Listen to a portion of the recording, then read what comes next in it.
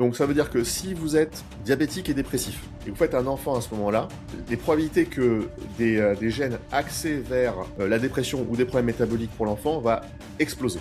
C'est-à-dire qu'un macrophage, il voit un morceau de plastique, il en fait rien, donc il faut que la maman mange correctement. La moindre carence nutritionnelle est désastreux, particulièrement en... Ce qui est certain, c'est que la musculation ne... Tous les dimanches, rejoignez l'aventure 1000% pour être 1% meilleur à chaque épisode.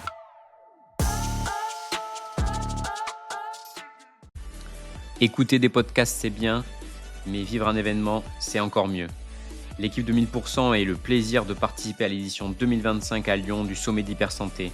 C'est l'événement référent sur la longévité, un lieu, mais aussi un moment exceptionnel pour rencontrer des gens inspirants et qui nous tirent vers le haut. L'opportunité de rencontrer des experts, des médecins, des chercheurs, des entrepreneurs dans le domaine de la longévité, mais aussi des passionnés comme vous et moi. C'est vraiment une expérience à 1000% autour d'un objectif commun, vivre mieux et plus longtemps. On se donne rendez-vous au Sommet de l'Hypersanté en 2026. On voudrait remercier notre partenaire Féroce. Saviez-vous que notre alimentation moderne est jusqu'à 4 fois moins nutritive que celle de nos ancêtres? Pourtant, le foie de bœuf est l'un des aliments les plus riches de la planète. Seulement 7 grammes suffisent à couvrir une grande partie de nos besoins en vitamines et minéraux. Le problème, nous avons perdu l'habitude d'en consommer. C'est là que Féroce intervient avec son haché révolutionnaire. Un mélange savoureux de 80% de viande de bœuf nourrie à l'herbe et 20% d'abat. Pas de compromis sur la qualité, chaque lot est testé en laboratoire pour garantir sa richesse en micronutriments et oméga 3, tout en restant exempt de polluants comme les métaux lourds ou pesticides. Ça régale. Dans le cadre de notre partenariat, la marque offre aux auditeurs 4 steaks 3 étoiles avec votre première commande de haché féroce.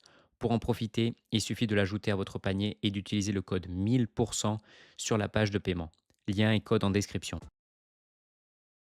Allez, bonjour à tout le monde, bienvenue pour ce nouvel épisode de 1000% podcast, le podcast où on parle santé, sport et nutrition. Aujourd'hui, on a la chance de recevoir Vincent, qu'on va se laisser se présenter à peu près par la suite, mais je pense que vous n'en avez pas besoin. On va parler justement de la santé de l'enfant.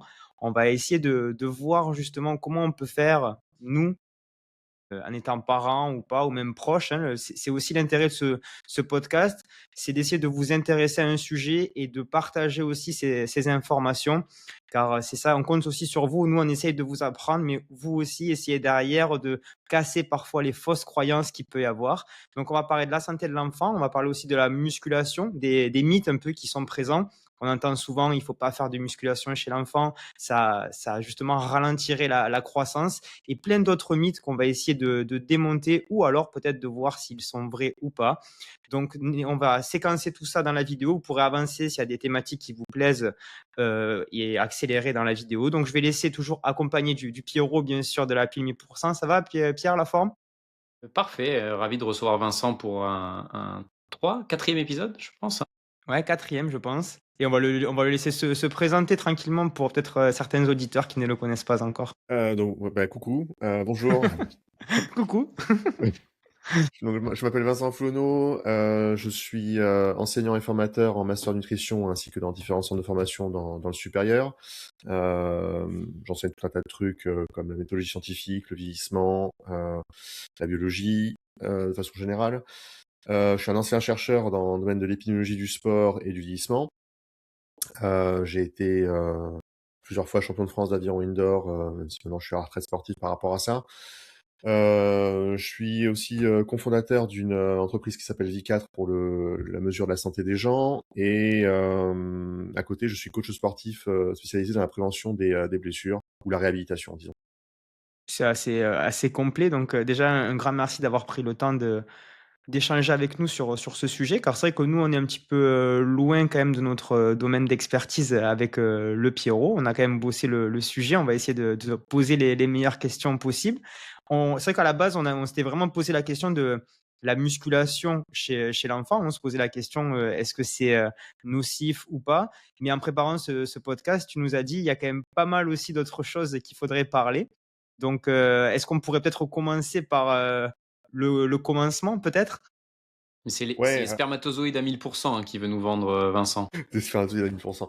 Non, non, alors, en fait, c'est un sujet, moi, qui me passionne, même si je suis pas expert là-dedans. C'est très transversal à mon travail, qui est la nutrition, la santé, le sport et le vieillissement. En gros, pour savoir comment les gens vieillissent, il faut aussi comprendre d'où ils viennent. L'enfance, c'est quelque chose de primordial dans la construction pour ensuite être en bonne santé. Un enfant, il se construit plusieurs années avant sa conception par l'état de santé des parents. Donc ça, c'est un problème, enfin, c'est un sujet. Ensuite, il y a la phase clé de la grossesse, qui est également un sujet primordial. Et vient ensuite la petite enfance entre, disons, 0 et 6, 7, 11 ans. Ça dépend des changements hormonaux de l'enfant. Et ensuite, l'adolescence entre 11 et 17 ans. Voilà. Puis après, de toute façon, la majorité, on peut plus rien pour lui, donc on s'en parlera pas de ça.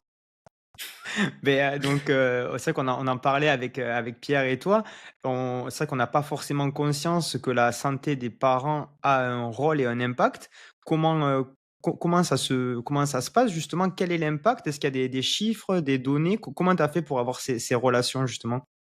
Alors, ça, c'est des données épidémiologiques. Les parents qui sont en excellente santé, alors c'est plutôt, non, disons que de façon générale, en recherche, ce qui est observé, c'est que les parents qui sont en mauvaise santé produisent, au sens biologique du terme, des enfants avec des pathologies, soit psychiques, soit métaboliques, soit avec des retards de croissance, enfin, avec, disons, des problèmes de santé qui sont assez forts. La problématique, c'est que les enfants, ils choisissent pas de venir au monde avec une jauge de vie, tu vois, qui est à moitié remplie. Donc ça, c'est la responsabilité des parents, mais pour que les parents se sentent responsables, il faut aussi qu'ils sachent quoi faire. Et du coup, c'est ça que j'aimerais commencer par aborder. Puis après, on verra ensuite les problématiques pour les enfants et quoi faire quand ils sont jeunes. Donc, déjà, ce qu'on observe, il y a beaucoup de choses qui sont. J'ai pris des notes parce qu'il y a 1000 trucs à dire. Oui, c'est transversal. C'est avec ça la complexité. C'est que c'est pas juste le sport, c'est pas juste la nutrition, Et c'est ouais. trop Donc, de choses. la sédentarité, d'une part. Si les parents sont sédentaires, ouais. Alors attendez, je vais commencer par autre chose pour que vous compreniez un tout petit truc ultra important pour la suite. C'est l'épigénétique. Si les gènes, c'est le chargeur d'une arme à feu, c'est l'environnement qui appuie sur la gâchette. C'est une expression très connue dans le domaine de la recherche en épidémiologie. Ce que ça veut dire par là, c'est que on porte tous en nous les adaptations génétiques pour aller vers tous les types de maladies possibles qui soient possibles pour l'humanité. Mais on porte tous en nous également toutes les protections possibles à ces maladies. Sauf erreurs génétiques particulières, et ça, on ne peut pas grand-chose par rapport à ça.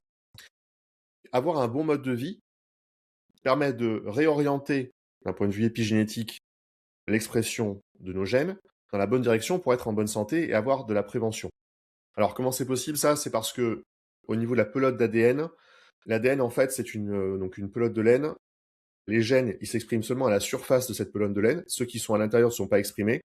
Et en fait, les modulations épigénétiques, donc ce qu'on fait par notre mode de vie, le fait de faire du sport, le fait d'aller au soleil, ou alors à l'inverse, le fait de regarder des écrans, ça va changer la configuration de cette pelote de laine, la conformation géométrique, un peu comme un Rubik's Cube qui change de côté, mais avec des rotations vers l'intérieur, et ça va exprimer ou non certains gènes. Et ça, c'est ce qu'on appelle les adaptations épigénétiques.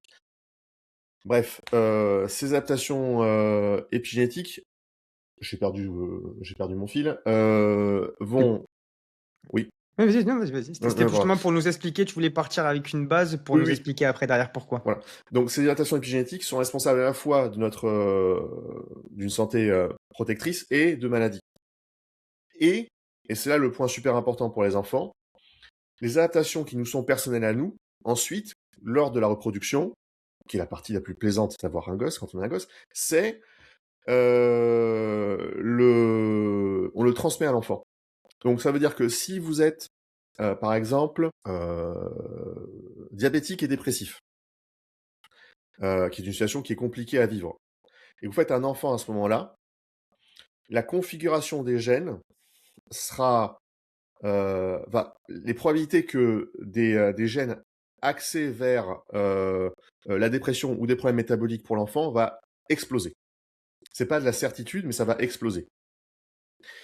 À l'inverse, si vous êtes athlète de très haut niveau, et d'ailleurs c'est quelque chose qu'on voit beaucoup quand des sportifs de haut niveau font des enfants entre eux, leurs enfants peuvent très facilement être sportifs de haut niveau également. Ça tient en partie de la génétique et ça tient en partie évidemment de l'éducation.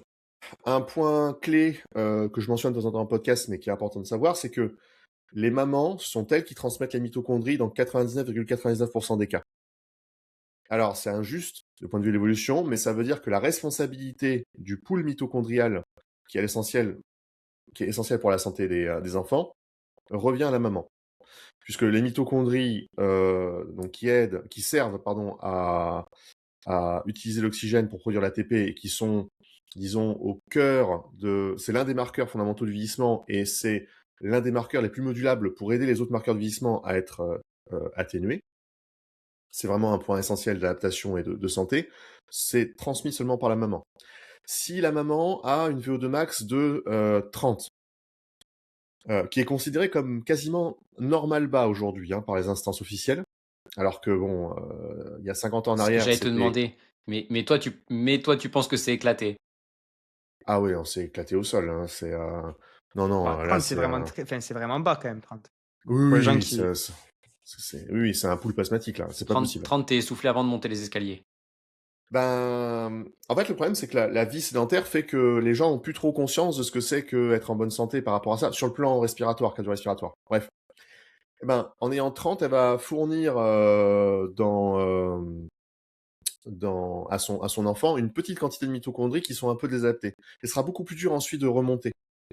C'est la raison pour laquelle la VO2 max, qui est très liée aux mitochondries, elle est très génétique.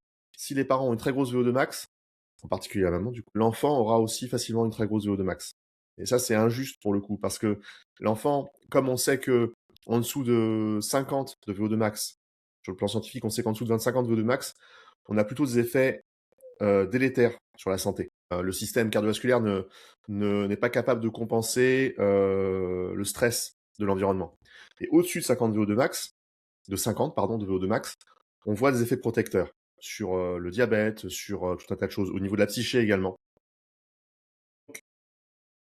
Une idée simple, c'est que la maman ait une VO2 max supérieure à 50, par exemple, tout simplement.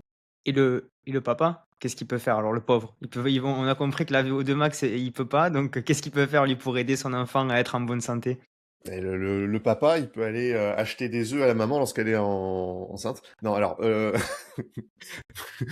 on va en parler parce que c'est important les œufs. Mais alors,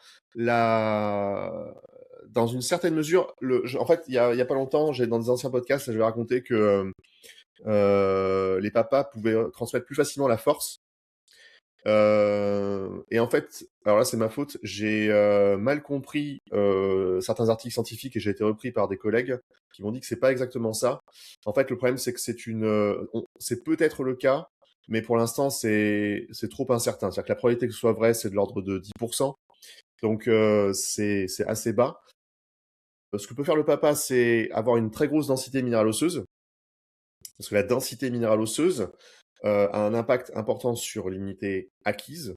Et donc, plus on a une immunité acquise forte, plus ensuite on peut tabasser des microbes très longtemps dans sa vie et donc vivre longtemps en bonne santé. C'est 50% la papa, 50% la maman, parce que l'enfant, en fait, il fait une moyenne des deux. C'est-à-dire que si le papa est un dinosaure avec une densité minérale osseuse de T-Rex, mais que la maman a une densité minérale osseuse d'un papillon, ça va moyenner, à la fin on se retrouve avec finalement un enfant à peu près normal. Et si les deux parents ont une densité minérale osseuse supérieure, alors on a un effet très positif. Donc voilà. Après, bien sûr, l'aspect génétique global, c'est-à-dire que si plus le papa est en bonne santé, de façon générale, plus derrière la transmission de gènes, de par la nature même de l'épigénétique, puisque les gènes sont orientés, configurés de manière positive, sera bénéfique. Mais du coup, le seul point crucial vraiment, c'est peut-être la mitochondrie et le fait qu'au global, les deux parents soient en bonne santé. Tu avais fait un super épisode avec nous sur la santé mitochondriale et le fait que le travail d'endurance améliore la quantité de mitochondries et que le travail plutôt d'intensité fasse plutôt un tri. Donc on est plutôt sur du qualitatif sur la mitochondrie versus du quantitatif avec du travail d'endurance. Donc typiquement, ce qu'on pourrait conseiller à une femme qui nous écoute et qui serait dans un souhait de conception, ce serait de s'entraîner sur ces deux paramètres-là pour améliorer sa VO2 max et pour... c'est du concret là. Complètement, ouais. C'est en gros les recommandations pour la Z2. Là, je parlerai sous le contrôle de Sean Steele. C'est de faire à peu près au moins 3 heures de Z2 par semaine. Voilà. C'est le minimum pour avoir une VO2 max décente, qui soit protectrice pour la santé, qui configure les gènes dans une bonne direction pour ensuite être transmise à l'enfant. Et si on veut être dans de l'optimisation tu vois, là, tu nous dis vraiment la barrière, hein, donc la limite moins. Et si on aimerait justement, se dire: «Ben non, je veux plus, je veux essayer de transmettre, encore, des capacités un Le peu supérieures». 1000%, Ouais, le Vincent, il est où le 1000%, 1000% tu là? le mettrais combien en termes d'activité physique? Et est-ce qu'on a des chiffres sur ça, sur une limite? On avait eu Fabrice Kuhn qui nous disait qu'à partir de 14 heures, par semaine, ça commençait un peu à redescendre, à décroître peut-être les effets du sport, mais c'était pas non plus certain. Est-ce que toi, tu as une opinion sur ça ou un avis? En fait, le problème pour ça, c'est autre chose, c'est que le problème, c'est que plus on fait du sport, plus il faut pouvoir récupérer derrière, et à un moment donné, il faut quand même travailler pour manger. Que bon, et puis il n'y a pas que le cardio, il y a aussi la force, il y a aussi d'autres qualités physiques à gérer.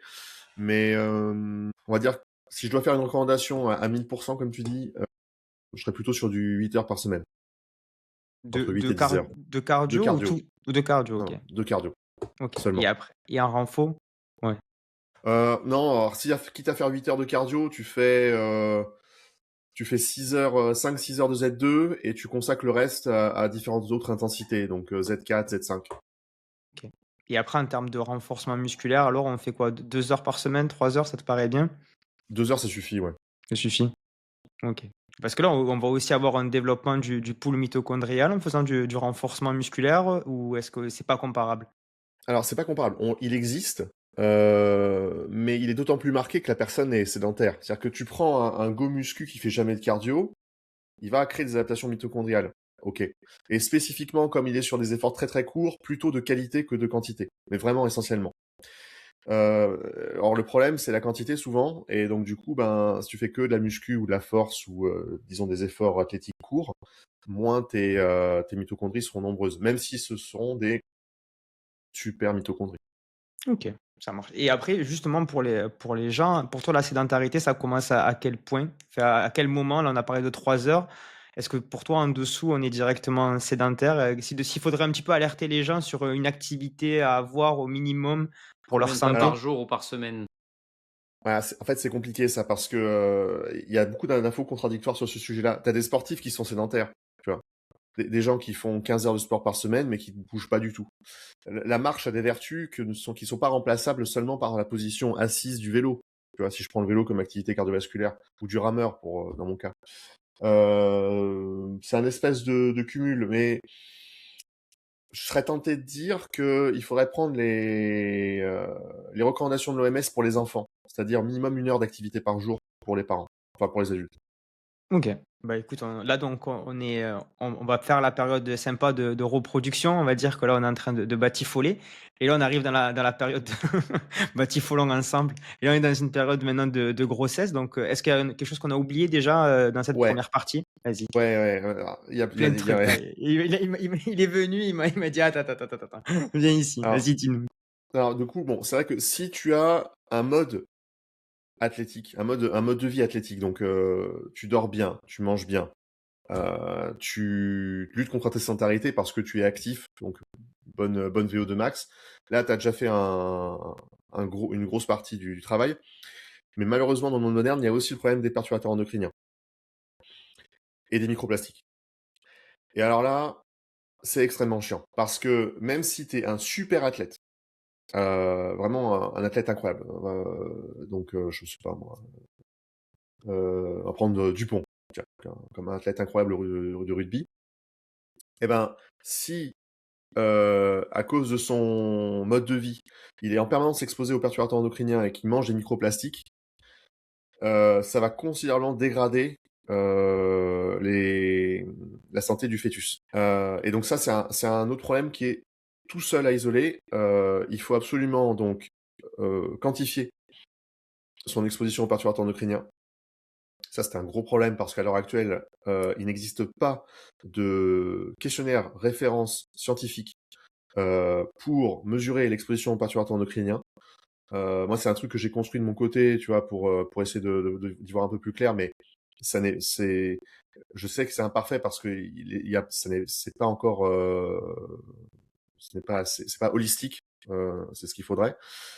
Et le second truc, c'est les microplastiques. Donc les microplastiques, il y en a partout, dans l'eau en particulier.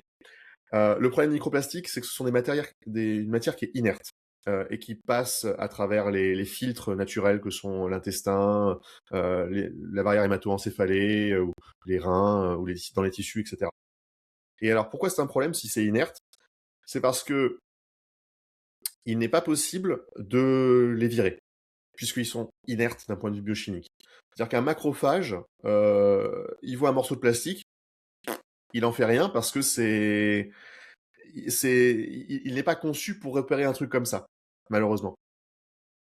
Alors on va se dire, ok, bah c'est pas grave, à la limite j'ai 10% de mon corps qui est en plastique et tant mieux. En fait, le twist, c'est que pour une unité de microplastique, ça permet d'accoler à cette unité de microplastique beaucoup de toxines. Et en particulier les perturbateurs endocriniens, ils adorent les microplastiques, c'est une forme de super colle pour eux. Et donc, plus on est exposé aux microplastiques, plus ça fait exploser notre exposition aux perturbateurs endocriniens. Et plus c'est difficile ensuite de les éjecter. Parce que, donc les perturbateurs endocriniens, vous avez 40 000 trucs, mais au niveau biologique, ce qui va se passer, c'est que ça va, donc à l'échelle cellulaire, par exemple, ça va venir dénaturer la forme des protéines, ça va venir arracher des électrons, enfin bref, c'est potentiellement tamponnable par des antioxydants, comme la vitamine C, comme la coenzyme Q10. L'antioxydant le plus puissant du corps, c'est la glutathion L-transférase. Bon, ça va les tamponner. Mais ça va tamponner sur un truc. Hop là, salut Vincent. Désolé pour le retard. Pas de souci. On parlait des microplastiques. Et du fait que les microplastiques ils servent de point d'attache aux perturbateurs endocriniens dans le corps. Du coup, un antioxydant, il va venir tamponner du coup le perturbateur endocrinien sur un rocher qui est inerte. Donc, le macrophage, lui, il va récupérer le rocher parce qu'il va le manger pour l'exécrer, l'éliminer. Mais la seule façon qu'a un macrophage de éliminer un microplastique, c'est de partir en apoptose, c'est-à-dire de mourir, de se suicider, pour qu'ensuite il soit éliminé par les reins. Donc le processus existe, mais c'est très très très très lent. Et ça ne peut pas compenser le niveau d'absorption qu'on aurait, par exemple, s'il y a des microplastiques dans l'eau. Du coup, donc là j'en viens à la solution, qui est une solution à 100%, même pas à 1000%, tu vois, c'est juste avoir un filtre à eau. C'est un des premiers trucs fondamentaux pour éviter d'avoir des perturbateurs endocriniens et des microplastiques. Il y a d'autres choses, il y a d'autres solutions simples, mais l'une des plus simples à mettre en place, surtout au vu des risques sanitaires à l'heure actuelle qu'on a en France et qui sont mis de plus en plus en valeur, c'est un filtre à eau. Et est-ce que tu peux nous conseiller, voilà, nous on veut tout, Vincent. En filtre à eau? Parce qu'on entend beaucoup de choses aussi, tu sais, Brita, il y a plusieurs équipes. Faire un point sur l'eau aussi. Est-ce que l'eau, elle est là juste pour que ce soit une molécule la plus simple de la vie, ou est-ce qu'elle est là pour minéraliser notre corps? Alors il y a des minéraux dans l'eau, donc ça aide à minéraliser, même si le niveau d'absorption n'est pas forcément le même en fonction des minéraux qui s'y trouvent. C'est par rapport à quoi? Tu me demandes ça par rapport aux osmoseurs inversés là, et les trucs qui sont minéralisés? Ça. Moi j'ai la Berkey à la maison, tu vois, mais après, quelle est la bonne stratégie, quoi? Alors, j'ai eu par le passé une personne qui avait installé qui m'avait contacté parce qu'elle avait des soucis par rapport à ça, et elle avait installé un osmoseur inversé qui s'est mis à dysfonctionner au bout de 2-3 ans sans qu'il le sache, et qui a apporté plus de perturbateurs endocriniens qu'elle ne le faisait à la base. Ouais, c'est le risque. Et c'est ça le risque en fait avec ces trucs-là. Moi je suis plutôt pour les filtres à charbon. Donc Brita, enfin ce genre de... Ouais, Brita, Berkey ou équivalent. Mais par contre, de pas radiner sur le changement de filtre et le changer régulièrement. Dès que ça commence à clignoter, même orange, on le change. Ouais, c'est ça. Alors, il y a des limites à ça. Alors, il y a beaucoup de choses à dire là par rapport à tout ça. Vas-y.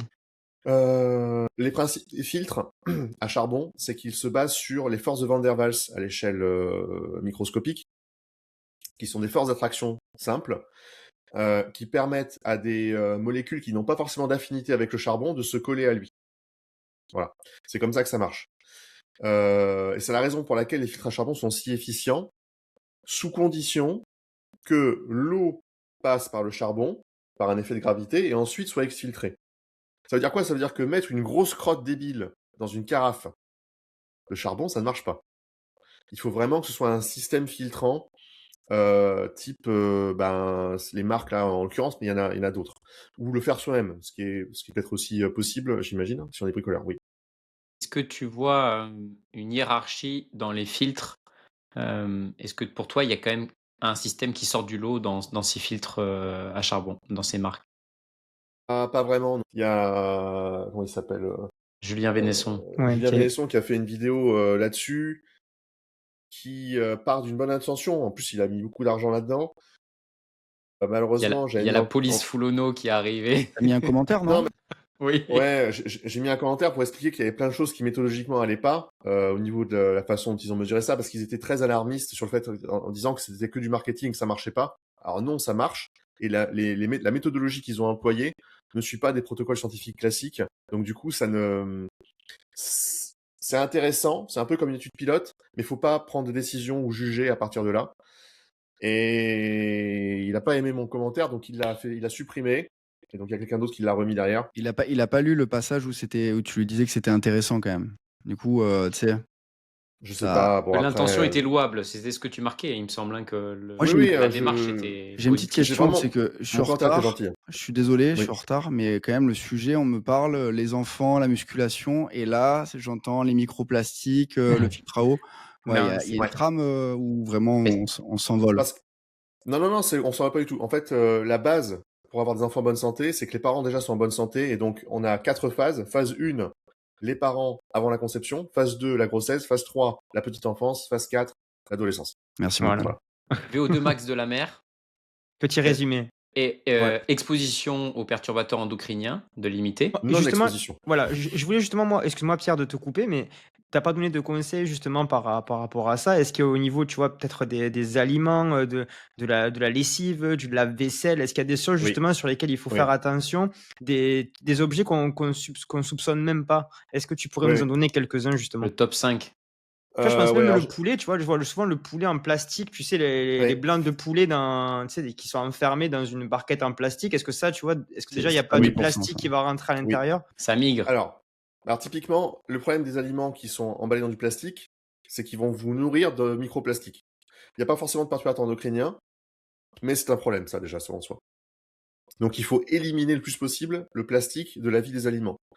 Le plus possible, hein, on s'entend, mais ne surtout pas faire réchauffer les aliments au micro-ondes, dans des conteneurs en plastique. Tout ce qui est contenant, idéalement, c'est dans du verre ou dans de l'inox, et jamais du plastique. Alors, j'allais dire, faut jeter les contenants en plastique. Le problème, c'est que en le jetant, il va se retrouver à la poubelle, et 3 mois plus tard, il va se retrouver dans le ventre d'une tortue de mer. Donc c'est vraiment infernal, ce cercle-là. Mais dans tous les cas, oui, il faut absolument faire attention à ça. Au niveau des produits ménagers et des produits alimentaires, donc les produits alimentaires, il y a l'ultra transformé. Les ultra transformés contiennent des produits toxiques qui peuvent être des perturbateurs endocriniens ou des cancérigènes. Certains édulcorants, pas que ça, mais il y a plein de trucs comme ça. Au niveau des produits ménagers, nettoyer simplement avec du savon noir, du vinaigre blanc, de la soude, des choses, ou de la javel aussi, même s'il faut faire attention avec la javel. Les savons de Plutôt mettre Marseille. savon de Marseille, c'est très bien. Mettre des gants quand on nettoie, parce que même si vous mettez des gants en plastique, au moins vous n'exposez pas les mains à trop de produits chimiques lorsque vous nettoyez, et puis ensuite vous pouvez facilement vous laver les mains pour virer les microplastiques qui sont à la surface de votre peau. Des choses simples comme ça. Au niveau des produits cosmétiques, alors là c'est le drame pour la gente féminine. Alors, je sais que c'est dur à entendre, mais les femmes ne sont pas conçues pour être maquillées, hein. Normalement, nous les mecs, on est censé quand même les trouver belles sans maquillage. Et on a mis dans la tête des femmes, et aussi dans la tête des hommes, qu'elles ne pouvaient être belles que parce qu'elles ont un maquillage sur elles. En tout cas, ça marche beaucoup comme ça D'ailleurs, pour beaucoup de femmes. les belles femmes, c'est celles qui sont belles dès le matin quand même, hein. La mienne, elle est exceptionnelle. Voilà, Attention de pas être border, les gars. petit Je bisou vois à venir. ma femme, voilà. Je te trouve trop belle dès le matin. Je t'aime. Et dans maquillage, il y a quoi d'autre? Donc, tous les maquillages, produits, mais surtout, les les crèmes. produits. Ce que Les vous crèmes, avez ouais. oublié, les gars, c'est quand tu repeins ton salon et que tu restes dedans, c'est sûr que ça sent bien la peinture fraîche, mais ça sent pas vraiment ça, hein. Ça sent les perturbateurs endocriniens. Donc, un. Et deux, j'ai vu une mode, et je pense pas que c'était ça, les gens qui font du béton ciré avec de la colle à carrelage. Et je voyais les. Donc, c'est super. Donc, le rendu est très beau. Sauf qu'il y a un artisan qui disait oui, c'est magnifique, mais par contre, la colle à carrelage, c'est pas fait pour ça, en fait, les gars. Donc, vous marchez chez vous, vous avez un sol qui est jonché enfin, qui se détériore. Il y a plein de microparticules qui finissent dans l'air. Et donc, c'est catastrophique. De même chose que les chaussures qui viennent de l'extérieur et qui vous amènent à l'intérieur aussi. Je pense que. Ouais, L'air d'ailleurs, c'est intérieur, important c'est pour la santé des enfants aussi. l'air en milieu intérieur, c'est un vrai sujet. L'air en milieu intérieur, le sol en milieu intérieur, le nettoyer régulièrement pour éviter que... Parce qu'en fait, les déchets naturels, qu'est-ce que c'est qu'on voit la poussière au sol? C'est souvent de la peau morte. Et cette peau morte, elle a tendance à capter les toxines ou les déchets qui viennent de l'extérieur. Donc, il faut absolument nettoyer régulièrement. Donc, nettoyer 1 ou 2 fois par semaine sa maison au sol. Le sol, ça mange pas de pain pour éviter l'exposition. Et encore plus quand on a des enfants. Bien sûr, parce que eux, ils passent leur vie le nez au sol. Et après, lessive, justement, lessive, liquide vaisselle, on n'a pas trop parlé Ouais. encore, mais parce que c'est Alors, quand même quelque chose qui revient beaucoup aussi dans le quotidien. Ouais, en fait, à partir du moment où vous avez liquide vaisselle, ça va à peu près si c'est du savon, enfin si c'est assez neutre. Le problème principal, surtout, c'est ce avec quoi on se lave et à quoi on s'expose au niveau de la peau. Donc, les crèmes, les produits nettoyants, tout ce qu'il y a. À partir du moment où il y a des fragrances, des fragrances, merci, fragrances dans les produits, ce sont des choses qui vont coller à la peau et qui contiennent des perturbateurs endocriniens. Donc, le petit savon de Marseille, qui est à la fleur de je sais pas quoi, perturbateur endocrinien. C'est difficile de trouver des produits qui sont complètement neutres par rapport à ça. Il n'y en a pas tant que ça sur le net. Le mieux, c'est les savons durs, type savon de Marseille original, à l'huile d'olive, où il y a 0 saveur spécifique dedans, 0 fragrance dedans. Et j'imagine que déodorant, parfum, Il y a tout ça. certains déodorants qui existent sans fragrance. Tout ce qui est à spray, c'est mort. Les parfums, c'est mort dans toutes les circonstances. Voilà. Ouais, ça marche. Ok. Non, mais c'est intéressant de au moins le savoir. Après, chacun fait ce qu'il veut de Ouais, l'info, mais voilà. c'est ça. Oui, oui. En fait, le problème, c'est l'effet cocktail de ces trucs-là. C'est-à-dire que le corps peut tamponner une certaine quantité de ces perturbateurs endocriniens par jour, mais il faut choisir le poison auquel on s'expose. On peut pas tous les prendre en même temps. D'accord? Donc, si vous voulez mettre un peu de parfum parce que c'est votre truc, ok. Mais à côté, ne mettez pas 25 crèmes pour le visage. Nettoyez-vous avec des savons neutres. Nettoyez régulièrement votre baraque et évitez de mettre des contenants en plastique.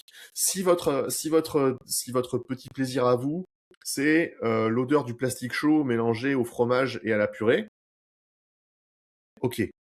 Mais dans ce cas, pareil, faites autre chose à côté pour éviter ça. On est à peu Pour près sur les éviter mêmes l'excès valeurs de... chaque fois, ou est-ce que pour toi, il y en a vraiment un qui est au-dessus et qu'il faut vraiment enlever à tout prix? Ou Ouais, est-ce qu'on est à alors, peu près sur des valeurs similaires pour tout ce dont on a parlé? non, il y en a 2 qui sont prioritaires par rapport à tout le reste. L'hygiène, donc nettoyer sa baraque et aérer, et l'eau. Parce que c'est par l'eau et par l'alimentation que on se nettoie. Notamment, le fait de manger des fibres, quand on mange des perturbateurs endocriniens, quand on mange des fibres, les fibres récupèrent les perturbateurs endocriniens et les empêchent de rentrer dans le système digestif et ensuite dans les tissus. Donc déjà, c'est manger des fibres et protecteur. D'accord? Là, les carnistes, ils vont aller se prendre, probablement, en entendant ça. Second point, Attention aux l'eau. autres salades, Vincent. Aucun commentaire là-dessus. Ensuite, l'eau. Pourquoi c'est important? Parce que le premier organe, enfin celui qui va filtrer in fine des trucs qui se trouvent dans votre corps, c'est vos reins. Et donc, plus vous allez boire d'eau, plus ça va permettre de filtrer les reins progressivement. Les reins vont pouvoir filtrer les saloperies progressivement. Mais c'est un processus qui est extrêmement long. J'avais fait le calcul, bon, je vais pas ressortir la fiche, c'est pas grave, mais j'ai fait le calcul pour l'aluminium, quand on a une intoxication à l'aluminium. Il y a une procédure à suivre en plus. C'est-à-dire que il faut boire quelque chose qui contient du silicium, donc une eau riche en silicium, pour aller, en fait, comment dirais-je, il faut imaginer que, Comme aimanté, quoi. ouais, je prends l'analogie d'un arbre et d'un pommier, d'accord? On veut ramasser les pommes. L'arbre, c'est le tissu, les pommes, c'est les perturbateurs endocriniens et en particulier donc l'aluminium. Le fait d'aller boire du silicium, ça permet de faire tomber les pommes. Mais ensuite, il faut les ramasser pour les amener ensuite au rein. Ce qui va les ramasser, c'est le citrate. Un demi-citron suffit amplement. Un demi-citron, même un quart de citron suffit très largement. Parce qu'un citron, c'est déjà 100 fois la dose de ce qui est nécessaire. Donc un quart de citron suffit amplement. Et évidemment, il faut aller avec ce citron, il faut de l'eau pour ramener vers les reins. Donc si vous avez par exemple une contamination à aluminium, il faut, premier cas, aller saisir la zone avec de l'eau silicatée, et ensuite boire de l'eau citronnée pour vasculariser et éliminer par les reins. Et astuce supplémentaire entre les deux, donc entre le moment où on boit de l'eau silicatée ou d'une source de silicium et le moment où on boit de l'eau avec du citron, il faut faire du cardio basse intensité pendant au moins une demi-heure, histoire de vasculariser à max pour que toutes les pommes partent dans le système d'évacuation. Et ça, pour moi, Vincent, là, c'est pas 1000%, c'est le métavers. Je suis intoxiqué à l'aluminium, déjà, comment je le sais. Cette stratégie, tu vois, là, je comprends. Est-ce qu'il y a des tests, Voilà. excuse-moi Vincent, mais est-ce qu'il y a des tests pour savoir justement les perturbateurs endocriniens, l'aluminium? Est-ce qu'on peut tester tout ça ou c'est difficile à savoir? Alors, c'est le seul cas où je considère que pour le coup, les prises de sang sont utiles. Faire une prise de sang pour savoir si on est contaminé à des métaux lourds, ça c'est quelque chose qui est très difficile de mesurer cliniquement avec un questionnaire. Et donc dans ce cadre-là spécifiquement, c'est intéressant de le faire, et d'autant plus dans la société moderne. Juste les métaux lourds alors. Métaux lourds, c'est un bon indicateur. Ouais, pour moi, ça fait sens, ouais. Mais et on pourrait s'intoxiquer. Les méthodes d'intoxication, c'est cuisiner en papillote à l'aluminium. Là, les pommes de terre, on se fait ça. Voilà, c'est dès qu'on met de l'aluminium chaud, enfin en contact avec un élément qui est chaud, ça Ouais, migre. ouais. Mais alors, je préviens, la méthode que je viens de vous donner, ça ne marche que pour l'aluminium. Ça marche pas pour d'autres métaux lourds comme le plomb, où c'est beaucoup plus long. Et j'ai pas donné les chiffres. C'est-à-dire qu'en faisant, j'ai fait la quantification, j'ai fait des calculs, mais en faisant ce procédure, donc une quantité suffisante de silicate. Donc en gros, je m'en rappelle plus, c'est l'équivalent de. Il y a une eau qui est très silicatée. En gros, c'est l'équivalent de boire 2 litres de Volvic. La Volvic, il y a du silicium dedans, mais il y a une eau qui en contient plus, par exemple. Donc vous buvez 2 litres de Volvic. Vous faites une demi-heure de Z2. Vous mangez un quart de citron avec un petit peu d'eau après. Vous laissez ça éliminer par les reins. Vous faites ça tous les jours pendant 1 an. Vous divisez seulement par 2 la quantité d'aluminium. C'est toujours mieux que rien. C'est Pourquoi un début. Notre corps n'a c'est pas les très lent comme capacités procédure. de chélater l'aluminium, même si on a une stratégie de détoxication du foie, tu vois, qu'on vient augmenter un petit peu le pouvoir antioxydant de notre corps. Tu penses pas que notre corps est assez puissant pour gérer ce stress? Justement, c'est le fond du problème, c'est que il y a trop d'exposition à trop de trucs. Donc le corps est complètement dépassé. L'aluminium, c'est une molécule. Les molécules issues de la pollution, la bouffe industrielle, de façon générale, les radicaux libres produits par le stress. Si on est stressé, qu'on dort pas assez, il faut que le foie gère tout ça, il peut pas, malheureusement. Et donc les rares études qui ont été faites pour voir le temps que ça prend de désintoxiquer quelqu'un à l'aluminium, c'est 2-3 ans. Ça prend du temps. Pensez à toutes les bougies d'intérieur aussi, le papier d'Arménie, tout ce qui crée de la combustion. Même le petit film en plastique, là, tu sais, après son repas, là, sur son assiette, on met un petit fil en plastique. Je sais pas, les gens qui font ça, je sais qu'il y en a pas mal qui le font. Moi, je mets juste une assiette dessus, ça suffit à l'envers et ça marche très bien pour éviter que ça sèche. Alors ça oui, mais il faut pas que ça touche la nourriture.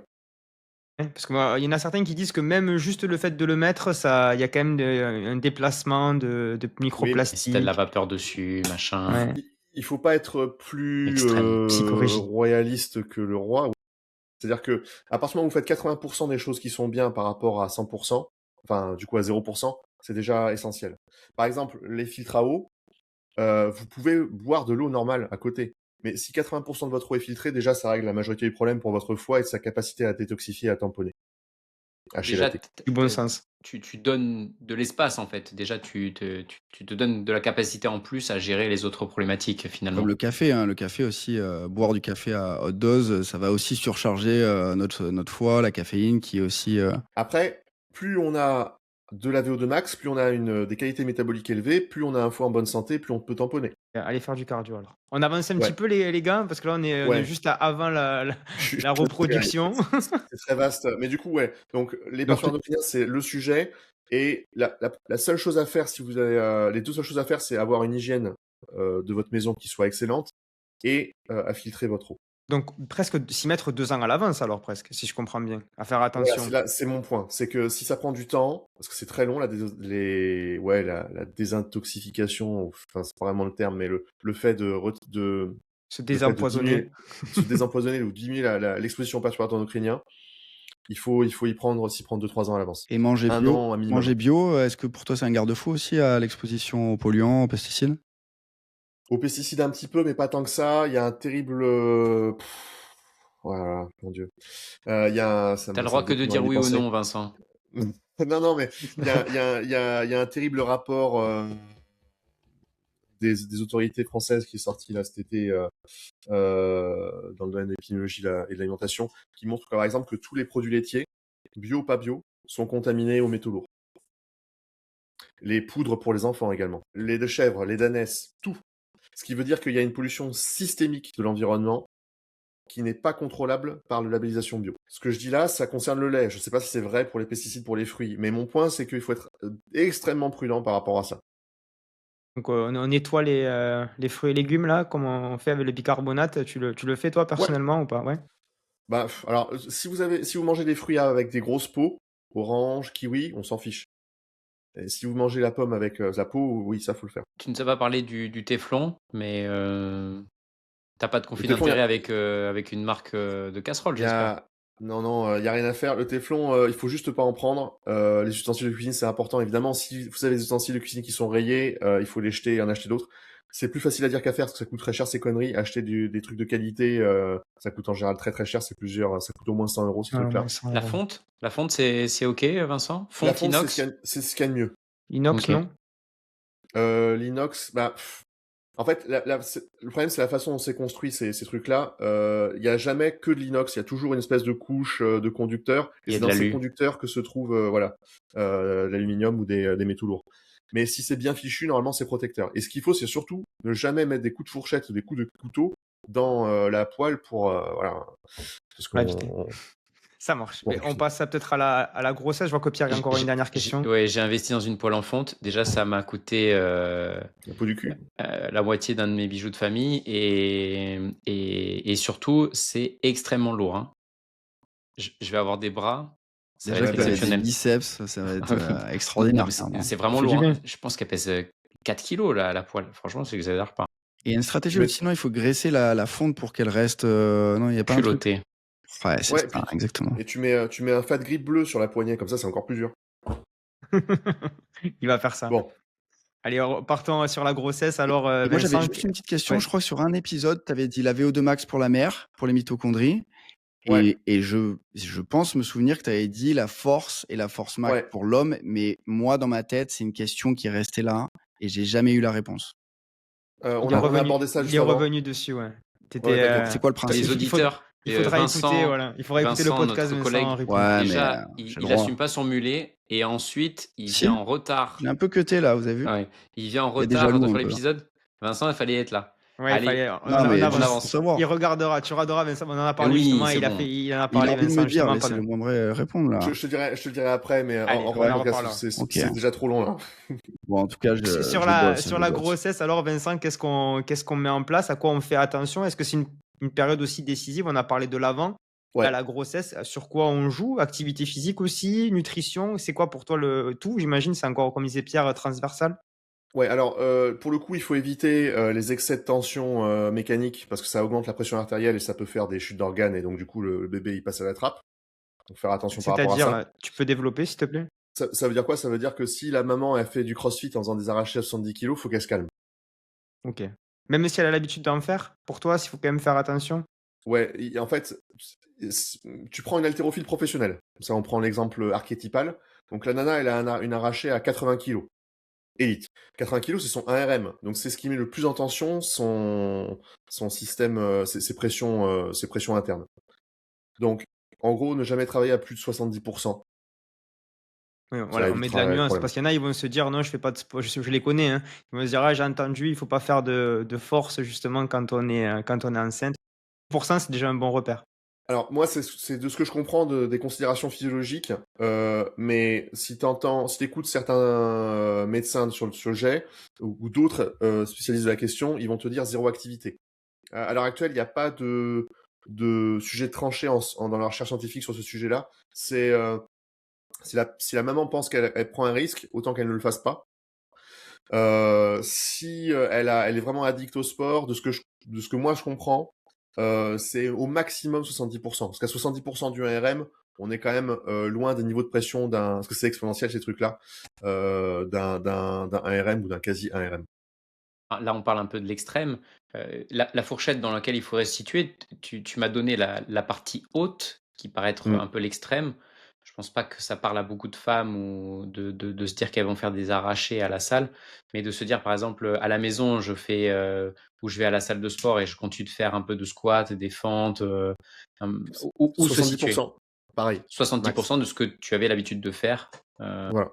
Pendant un an, faire ça, voilà. Être travaillé en sous-max, tranquille, plutôt des séries un peu plus axées hypertrophie, si elles ont envie, donc un peu moins lourd. De Voilà, l'endurance, c'est juste, hypertrophie plutôt que de la force, voilà, ce qui paraît c'est ça. logique. Ouais. Et sur le côté cardio, est-ce que aussi il y a des préconisations à faire en termes d'intensité aussi ou en termes de volume? Alors pareil, éviter trop la course à pied en excès, hein, parce que, le gamin, il va être là: «Ah!» Il va être secoué, Heu, en fait. il va être un peu trop secoué, On peut alors le au tout bercer peut-être, début, hein? Ça peut peut-être le pendant mettre pendant bien, hein. pendant le 1er trimestre, ça a aucune importance, mais après les 2 seconds trimestres, faut faire vraiment prendre plus attention par rapport à ça. Le mieux, c'est les activités portées, donc vélo, même rameur, ouais, non, ski. Ouais, l'elliptique même, comme ça vous avez moins Oui, l'elliptique, d'impact. ça marche bien, ouais. En fait, faut considérer que c'est une espèce de période spéciale de prépa physique, la grossesse. Pendant 9 mois, on fait plus trop ce qu'on faisait d'habitude, voilà. Et C'est parce qu'on a vu qu'avant la reproduction, on transférait un entre guillemets, «un capital». Là, ouais, le capital, il est là. Sur quoi ouais. on joue justement avec notre mode de vie sur l'enfant? C'est quoi l'impact qu'on va avoir? Alors là, la problématique, c'est le développement pour l'enfant. Il est en train de se développer de A à Z, littéralement, et donc ça met en branle le système immunitaire de la maman. Donc il faut que la maman mange correctement. La moindre carence nutritionnelle est désastreux, en particulier en iode, en fer, en folate, en choline. Et à l'inverse, D'où les les œufs. excès, ouais, les œufs, on en a fait sur le cuit en particulier. À l'inverse, les excès, et en particulier en sucre, sucrose et fructose, sont délétères pour la santé cognitive de l'enfant et un peu métabolique aussi. Alors ça veut dire quoi? Alors, parce que j'ai pris les chiffres exacts, ça veut dire que pour le fructose, ah oui, parce que les recommandations de l'ANSES, c'est maximum 50 grammes de fructose par jour, d'accord? Pour les adultes. Et il faut diviser par 2 pour les enfants. Mais les recommandations de la recherche scientifique, c'est 25 grammes de fructose. Et pourquoi? Parce que typiquement, quand on donne 50 grammes de fructose à consommer par jour à des femmes enceintes, qui n'ont pas particulièrement de problèmes de santé, c'est moins, combien déjà? Moins 1,5 points de QI sur l'enfant à la naissance, de base. Et c'est en fait, au-dessus de 25 grammes, c'est moins 1,5 points tous les 15 grammes de fructose, à peu près. Oui, oui, ça part vite, hein, le QI. Et ça, c'est pas un truc qui est facile à avoir et ça part vite. Donc, ouais. Vincent, t'es pas en train de nous faire un plaidoirie pour le régime cétogène, j'espère, là. Non, pas du tout. D'accord. J'ai Non, cru non, que j'ai cru que t'allais t'engouffrer là-dedans, hein, parce que je te voyais non, venir. non, non, le fructose est extrêmement d'ailleurs important dans le premier trimestre de la grossesse, donc il en faut. Faire un régime cétogène, c'est catastrophique pour une maman, pour l'enfant en tout cas, surtout sur le premier trimestre. Il y a beaucoup de fausses couches à cause de ça. Donc il faut du sucre, du glucose, ok, mais du fructose spécifiquement, faire attention. Consommer des fruits, il y a aucun souci, mais encore une fois, dépasser les 25-30 grammes de fructose par jour. euh, alors, en situation de sédentarité, parce que ça aussi, ça vient changer un peu les choses. Si vous faites rien de la journée, dépasser 30 grammes ou 25 grammes de fructose, c'est trop. Ça commence à être un début de risque. Ça équivaut Mais à quoi 30 grammes de fructose en fruits ça va assez vite, hein, dans une Ouais, pomme. 2 bananes, Euh, même pas. Attends, je vais te prendre une pomme. Putain, je sais plus ces trucs-là. J'ai trop de chiffres en tête maintenant. Une On je sais va, pas, on j'aurais va vous dit donner bien l'info maintenant, là. On va chercher. j'aurais dit Il y a 10-15. il y a Ah, 7 j'aurais dit grammes de 10. fructose dans 100 grammes de pommes. OK. Ouais, donc ça D'accord? va vite, hein. Idem Ouais, poire et idem banane. Donc 2 fruits par jour, quoi. ouais. Ouais, 2 fruits par jour, bon, c'est pas Et mal par contre, déjà. les petites baies, vous allez en avoir beaucoup moins, hein. Fraises, framboises, myrtilles. Mais, et c'est là du coup que j'insiste sur la partie cardiovasculaire, si la maman continue de faire du cardio à hauteur, disons, de une demi-heure, 1 heure par jour, 1 heure d'activité, si elle a un bon niveau, ça va représenter un apport en glucides de 40-50 grammes. Et sur les 40-50 grammes, ça peut être 25-30 grammes de fructose sans aucun souci. OK. Et là, ça n'a aucun impact négatif. Je sais pas si on en a parlé de la haute intensité ou de la très haute intensité pour les mamans sur le cardio. Est-ce que aussi il faut on reste sur, que de la zone 2, zone 3 ou est-ce qu'on peut Zone 2, aussi zone 3, zone 4, mais dès qu'on commence à être rentré en zone 5 et sur on change la cinétique cardio-respiratoire de la maman à cause d'un excès de pression artérielle qui ne peut plus être géré, il faut faire attention par rapport à ça. Il faut du bon sens. Et la marche dans la pratique cardio, tu la prends en compte? Ouais. Ouais, il faut marcher, mais ça peut pas être que ça. Oui, oui, bien sûr. et juste sur l'intelligence de l'enfant, c'est vrai que là je reviens de vacances et j'ai vu, justement une pub que j'ai envoyée au garçon, sur la FIV et il disait, choisissez, 50 de l'intelligence dépend de vos gamètes en gros, faites le bon choix. Et c'est quoi là, justement pour toi, ta vision de l'intelligence au niveau génétique et de la transmission des parents? Parce que c'est vrai qu'il y a cette mode en ce moment où on voit de plus en plus que l'intelligence dépendrait de la génétique et que voilà, on pourrait choisir en fait les gamètes et pousser dans ce sens-là. Pour toi, c'est quoi ta vision de l'intelligence avec ce rapport génétique? Oh, il y a une, C'est comment bourbier, là, dirais-je? hein. Vincent, faut que tu te sortes de là, et Non, c'est mais ça le mouvement. tu peux simplement, enfin, je te pose la question, mais si je suis désolé, je sais même pas si tu as la réponse ou pas, hein. Mais ça revient beaucoup, en fait. Moi, ça me surprend. J'ai l'impression qu'on met beaucoup l'accent sur la génétique, comme on a mis aussi l'accent aussi sur les Kenyans aussi, sur leur performance en course à pied. On disait c'est la génétique, alors qu'on a vu avec Blaise qu'il y avait quand même d'autres facteurs environnementaux qui rentraient Ouais. quand même bien plus en ligne de compte. Est-ce qu'on surestime peut-être pas aussi la part de génétique sur l'intelligence par rapport à l'éducation et l'apprentissage qu'on peut avoir derrière? Alors, il y a une composante génétique à l'intelligence, ok?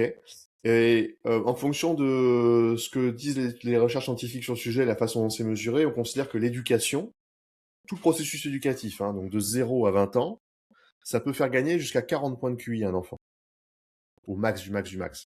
Et si on est, disons, raisonnable, on met de l'eau dans son vin, c'est la moitié, c'est 20 points de QI. 20 points de QI, c'est beaucoup quand même, hein.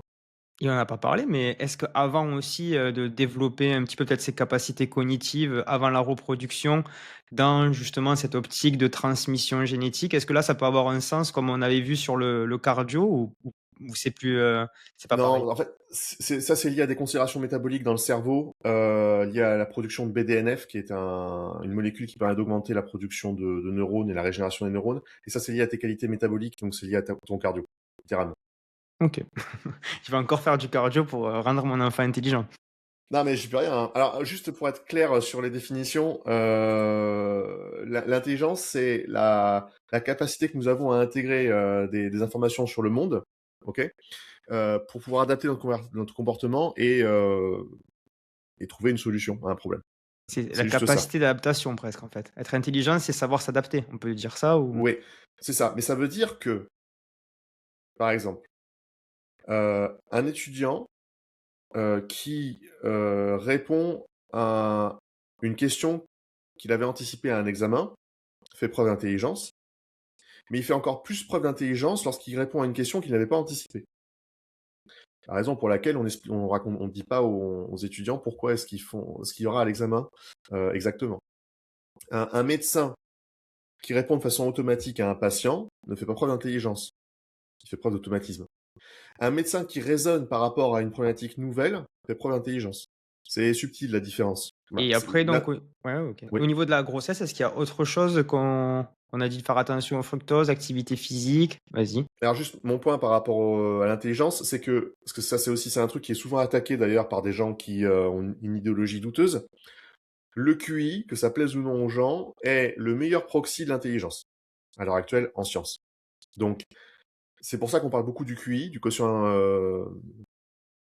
intellectuel, c'est le meilleur proxy de l'intelligence générale qui est définie en neurosciences. Et c'est comme ça. C'est pas grave. C'est juste Ça, comme c'est de l'intelligence, enfin, sur le point cognitif. Je suppose qu'il y a différents domaines d'intelligence. Ouais, mais c'est Alors non. vachement transversal, le QI, non? Oui, c'est très transversal. Il y a absolument toutes les coordinations neuro. Donc ça va les qualités émotionnelles, l'interaction émotionnelle, les qualités d'interaction sociale, les praxies, la coordination fine, l'anticipation. Il y a absolument tout. La mémoire également. Et ce qui est intéressant, c'est que à moins d'un trouble particulier, pour une personne normale, on peut pas avoir une mémoire d'éléphant et être nul ailleurs. Hein, en général, tout et à peu près monte en même temps.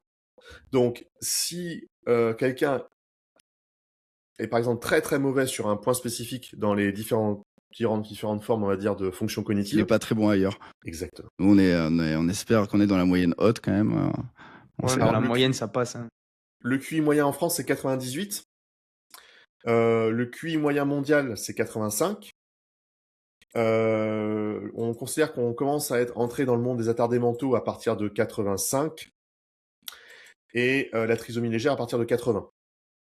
Et est-ce qu'il y a une augmentation du QI avec les années ou est-ce qu'au contraire, il y a un affaiblissement? Est-ce qu'il y a des données sur ça au fil du temps? Ouais, alors ça fait pas plaisir aux gens, pareil là-dessus. Ça C'est très chute. politique comme sujet. Ça a chuté en France de 4 à 6 points au cours des 50 dernières années. On est à 98 aujourd'hui, on était à 104 il y a 50 ans, au niveau de la Corée du Sud aujourd'hui, quoi, ou de Singapour. Bah, écoute, on aura peut-être l'occasion d'en reparler, peut-être de l'intelligence après, après Alors, dans une seconde partie, peut-être, ou oui. ouais. Mais dans le cadre de notre partenariat avec Nutrien&Co, on est heureux de vous proposer moins 10% sur tout le site avec le code podcast10. Il y a un code en description. Retour au podcast. Tu parles de l'intelligence et on avait eu aussi des chiffres sur la baisse de la VO2 max depuis Ouais. 40 ans. C'est peut-être aussi l'occasion de parler des baisses des performances physiques et sportives de l'enfant et de l'adolescent. C'est peut-être une belle transition vers l'enfant, là. Mais il a un truc il voulait dire peut-être encore. Je sens qu'il y a un petit truc encore à dire sur la grossesse. La grossesse, c'est Pour un la moment grossesse. spécial, hein, donc Ouais, alors, ouais, il y a des choses à dire par rapport à l'intelligence et au QI, mais donc typiquement, les mamans qui mangent en excès du sucre génèrent une baisse de QI chez les enfants qui est bien mesurée scientifiquement par rapport à ça. Si vous voulez, je vous mettrai d'ailleurs une liste d'articles scientifiques pour que les gens puissent regarder. Oui, bien sûr. On C'est mettra en au-delà de description. 25, c'est 25 grammes, hein, la limite haute. Pour les fructose. sédentaires complets. Dès que vous Ouais, commencez à sédentaire. bouger, vous pouvez manger un peu plus. Sachant qu'en fait, vous n'allez pas les avoir avec les fruits, on va pas se mentir. C'est en bouffant du chocolat. Je suis désolé, hein, Alors, faut se parler. Ouais. L'excès de produits transformés a un impact aussi négatif sur la cognition de l'enfant. Pourquoi? Parce que à cause justement des produits chimiques qui sont des perturbateurs endocriniens ou cancérigènes ou qui sont pro-oxydants, qui ensuite dégradent la construction de l'enfant pendant la grossesse. Autre chose qui est un sujet extrêmement glissant que j'ai abordé d'ailleurs dans le podcast avec Biomeca, c'est l'exposition aux phtalates et aux perturbateurs endocriniens pendant la grossesse. On sait que ça a un effet sur la dissonance entre, par exemple, la perception du genre au niveau du cerveau, qui est régulée par différentes parties du cerveau, et l'organe sexuel. Donc ça a des conséquences très graves sur le développement de l'enfant plus tard. Donc c'est primordial, encore plus que pour tout le reste. Donc là, il faut vraiment être dans le turbofascisme, de l'éviction des perturbateurs endocriniens pendant la grossesse. OK. Ça, on a parlé dessus, juste avant, hein. Si vous avez avancé la vidéo, revenez un petit peu en arrière, on en a parlé. Ouais. Donc voilà. Et ensuite, à l'inverse, ce qui va aider, il faut absolument être suivi par un diététicien nutritionniste pour être certain de ne pas avoir des carences, notamment en iode, en fer, en folate. Et il s'avère que manger plus de sources de choline et d'oméga 3 pendant la grossesse aide également au développement de l'enfant plus tard et à la cognition. Maintenant, il faut bien comprendre que c'est asymétrique tout ça. C'est-à-dire que je veux pas que vous pensiez que en mangeant plus d'oméga 3 ou de choline pendant la grossesse, que l'enfant sera plus intelligent. Ça veut dire il va pouvoir se développer sur le plan cognitif au maximum de son potentiel. C'est ça que ça veut dire. Les gens ont tendance à faire cette erreur-là, et du coup, je vais être clair par rapport à ça. Et d'ailleurs, ce sera le cas aussi pendant l'enfance. C'est pas parce que vous donnez de la créatine, des oméga 3 et de la choline à votre enfant qu'il va développer du QI en plus. Il va juste aller au maximum de son potentiel. Mais il s'avère que, malheureusement, dans notre monde moderne, la majorité des enfants, depuis la grossesse, n'ont pas accès à ce développement complet. C'est ça qui est triste. Ils Et au sont niveau bridés. ouais. Ils sont bridés, en fait. Ils sont à 80. Ouais, bon, Voilà. je sais que c'est 1000 ici, mais on n'est pas dans l'eugénisme et on est plafonné à 100 Tu peux sur ce cas de préciser le figure. rôle de la choline? Moi, c'est assez flou chez moi, la choline. La choline, c'est juste enfin, c'est simplement parce que les gens sont caressés là-dedans. C'est comme les folates, le fer, merde, l'iode. Elle a pas un rôle particulier. Elle a un rôle important dans le développement cérébral, mais seulement si elle est présente. Si elle n'est pas présente, forcément, ça va dégrader. C'est aussi simple que ça. C'est un peu comme quand tu construis une maison, bah, si tu manques du ciment, bah, c'est compliqué.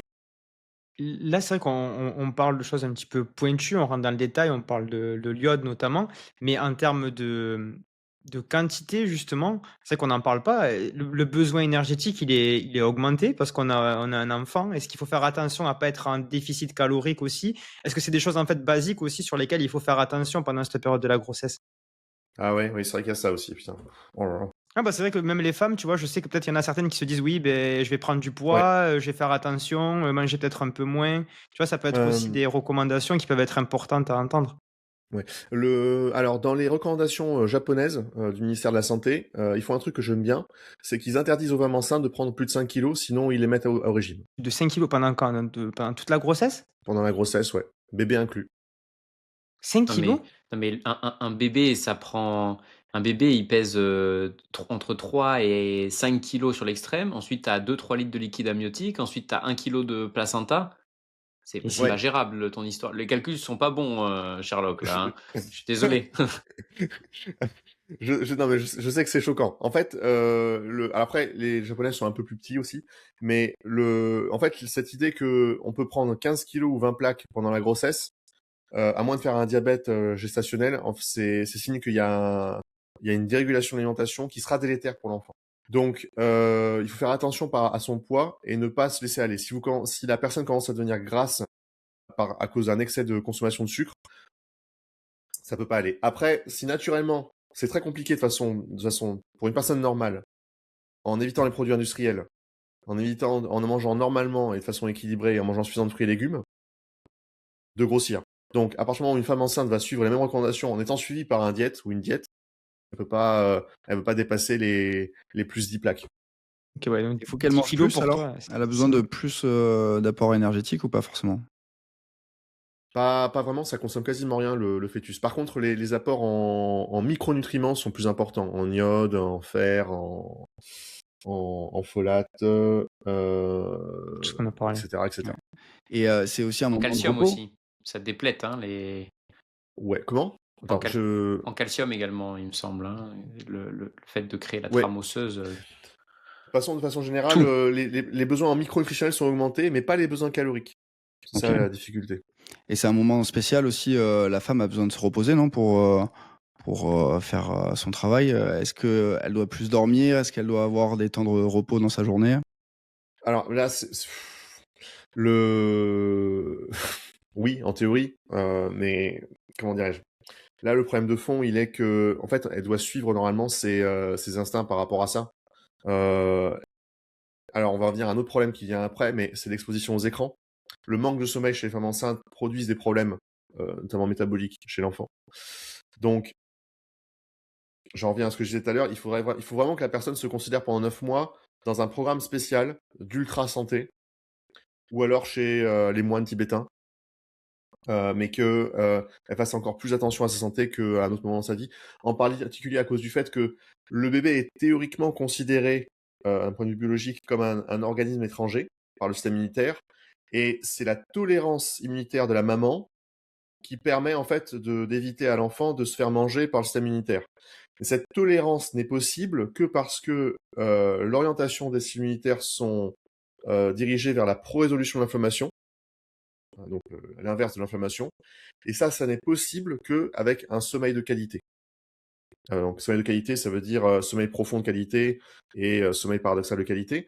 Et ça n'est possible que en ayant une alimentation correcte et un mode de vie pas trop stressant. C'était complet et par rapport aux écrans, juste je me permets de rebondir, c'est quoi? C'est vraiment l'écran ou c'est la lumière qu'il y a dans les écrans? Tu vois, je pense notamment à un rétroprojecteur. Est-ce que ça peut Ouais. être un bon compromis? Ouais, en fait, c'est plusieurs choses. C'est à la fois sur le plan comportemental, le fait d'être face à l'écran et d'avoir une anticipation par le cerveau du circuit dopaminergique, comme quoi on attend quelque chose, donc du coup ça réveille. Donc ça c'est comportemental. Et après c'est la lumière bleue qui OK. empêche derrière la production de mélatonine. OK. Donc en fait, dans les recommandations du sommeil, en général, ce que moi je recommande à mes athlètes ou à mes clients, c'est le soir, c'est de mettre un filtre à lumière bleue complet ou de porter des lunettes comme ça. Fatal. Ouais, Elles sont- Garde-les, elles sont garde-les, s'il te fusantes, plaît, celles-là, hein. Vincent. Garde-les. Tu peux aller courir C'est- avec et tout là, hein? Ouais, Avec ça? c'est anti-sexe, mais on s'en fout, le gamin est déjà dans le ventre, ok? Ah oui, c'est vrai. Voilà. Allumer une lumière rouge, j'ai derrière là, par exemple, et éteindre la lumière blanche. Et ensuite, si vous avez des écrans, donc mettre un filtre sombre pour l'écran, anti-lumière bleue également, même si ça ne filtre pas tout. Et si vous regardez un truc aux écrans, ne pas mettre quelque chose qui est nouveau pour la cognition, pour le cerveau. Par exemple, en science, on parle de musique doudou, de films doudou, des films que vous avez vus 40 fois.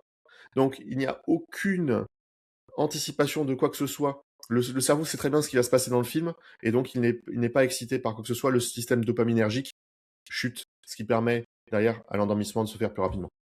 On a reçu le professeur Philippe pour nous parler du sommeil, qui est le directeur de la médecine universitaire du sommeil au CHU de Bordeaux, et qui nous parlait que c'était pas tant l'exposition aux écrans. C'est sûr, il y a l'histoire de la lumière bleue, mais il y a aussi la stimulation et l'intensité de la stimulation. De regarder un combat de boxe à 2 heures du matin et regarder un film d'action le Ou un match soir, de l'OM ce soir, ça va ou être, un match de l'OM où tu palpites, et c'est ouais, sûr que j'arrive jamais à Il dormir va le après, regarder dans je son sais. lit déjà. Il a dit Eh ouais. le Après, lit pour dormir ou faire crac-crac. Ouais, exactement. Ça a été isolé, ça, hein, là, cette question de la stimulation intellectuelle versus la lumière bleue. Il s'avère que la lumière bleue seule, quand même, diminue la quantité de sommeil sur la nuit de 1 heure à peu près, entre 45 minutes et 1 heure. Donc c'est chiant. Et en plus, ce qui est encore plus chiant à mon avis, c'est que même quand on arrête, il faut 2 à 3 mois pour se sevrer de ça. Le cerveau a besoin de 2 à 3 mois pour se couper de cette habitude-là d'exposition à la lumière bleue le soir. Bon, ben Vincent, Yvan qui a une dernière question, vas-y Pierre. le choix des lunettes, c'est 1000%, Vincent. Comment on les s'en choisit, fout, les on prend lunettes, là? tout. Du moins que Je prends les lunettes les moins chères possibles sur Amazon. Celle-là, elle coûte 18 euros. C'est exactement En fait, ce qu'on voulait entendre. les filtres anti-lumière bleue qu'on trouve chez les opticiens ne marchent pas. ah bon? Qui coûtent 80 balles. Ouais, parce qu'en fait, ils filtrent quasiment rien. C'est pour ça, d'ailleurs, quand ça a été testé en laboratoire, les articles scientifiques qui parlent de ça montrent que, en fait, ça marche pas. Par contre, ces trucs-là marchent vraiment bien parce que c'est plus des filtres, c'est littéralement des... Oui, c'est des lunettes exprès, hein. C'est vraiment Ouais, conçu pour ça. tu vois que en rouge. Voilà. C'est des filtres, c'est des lunettes monochromatiques. T'es dans le vrai.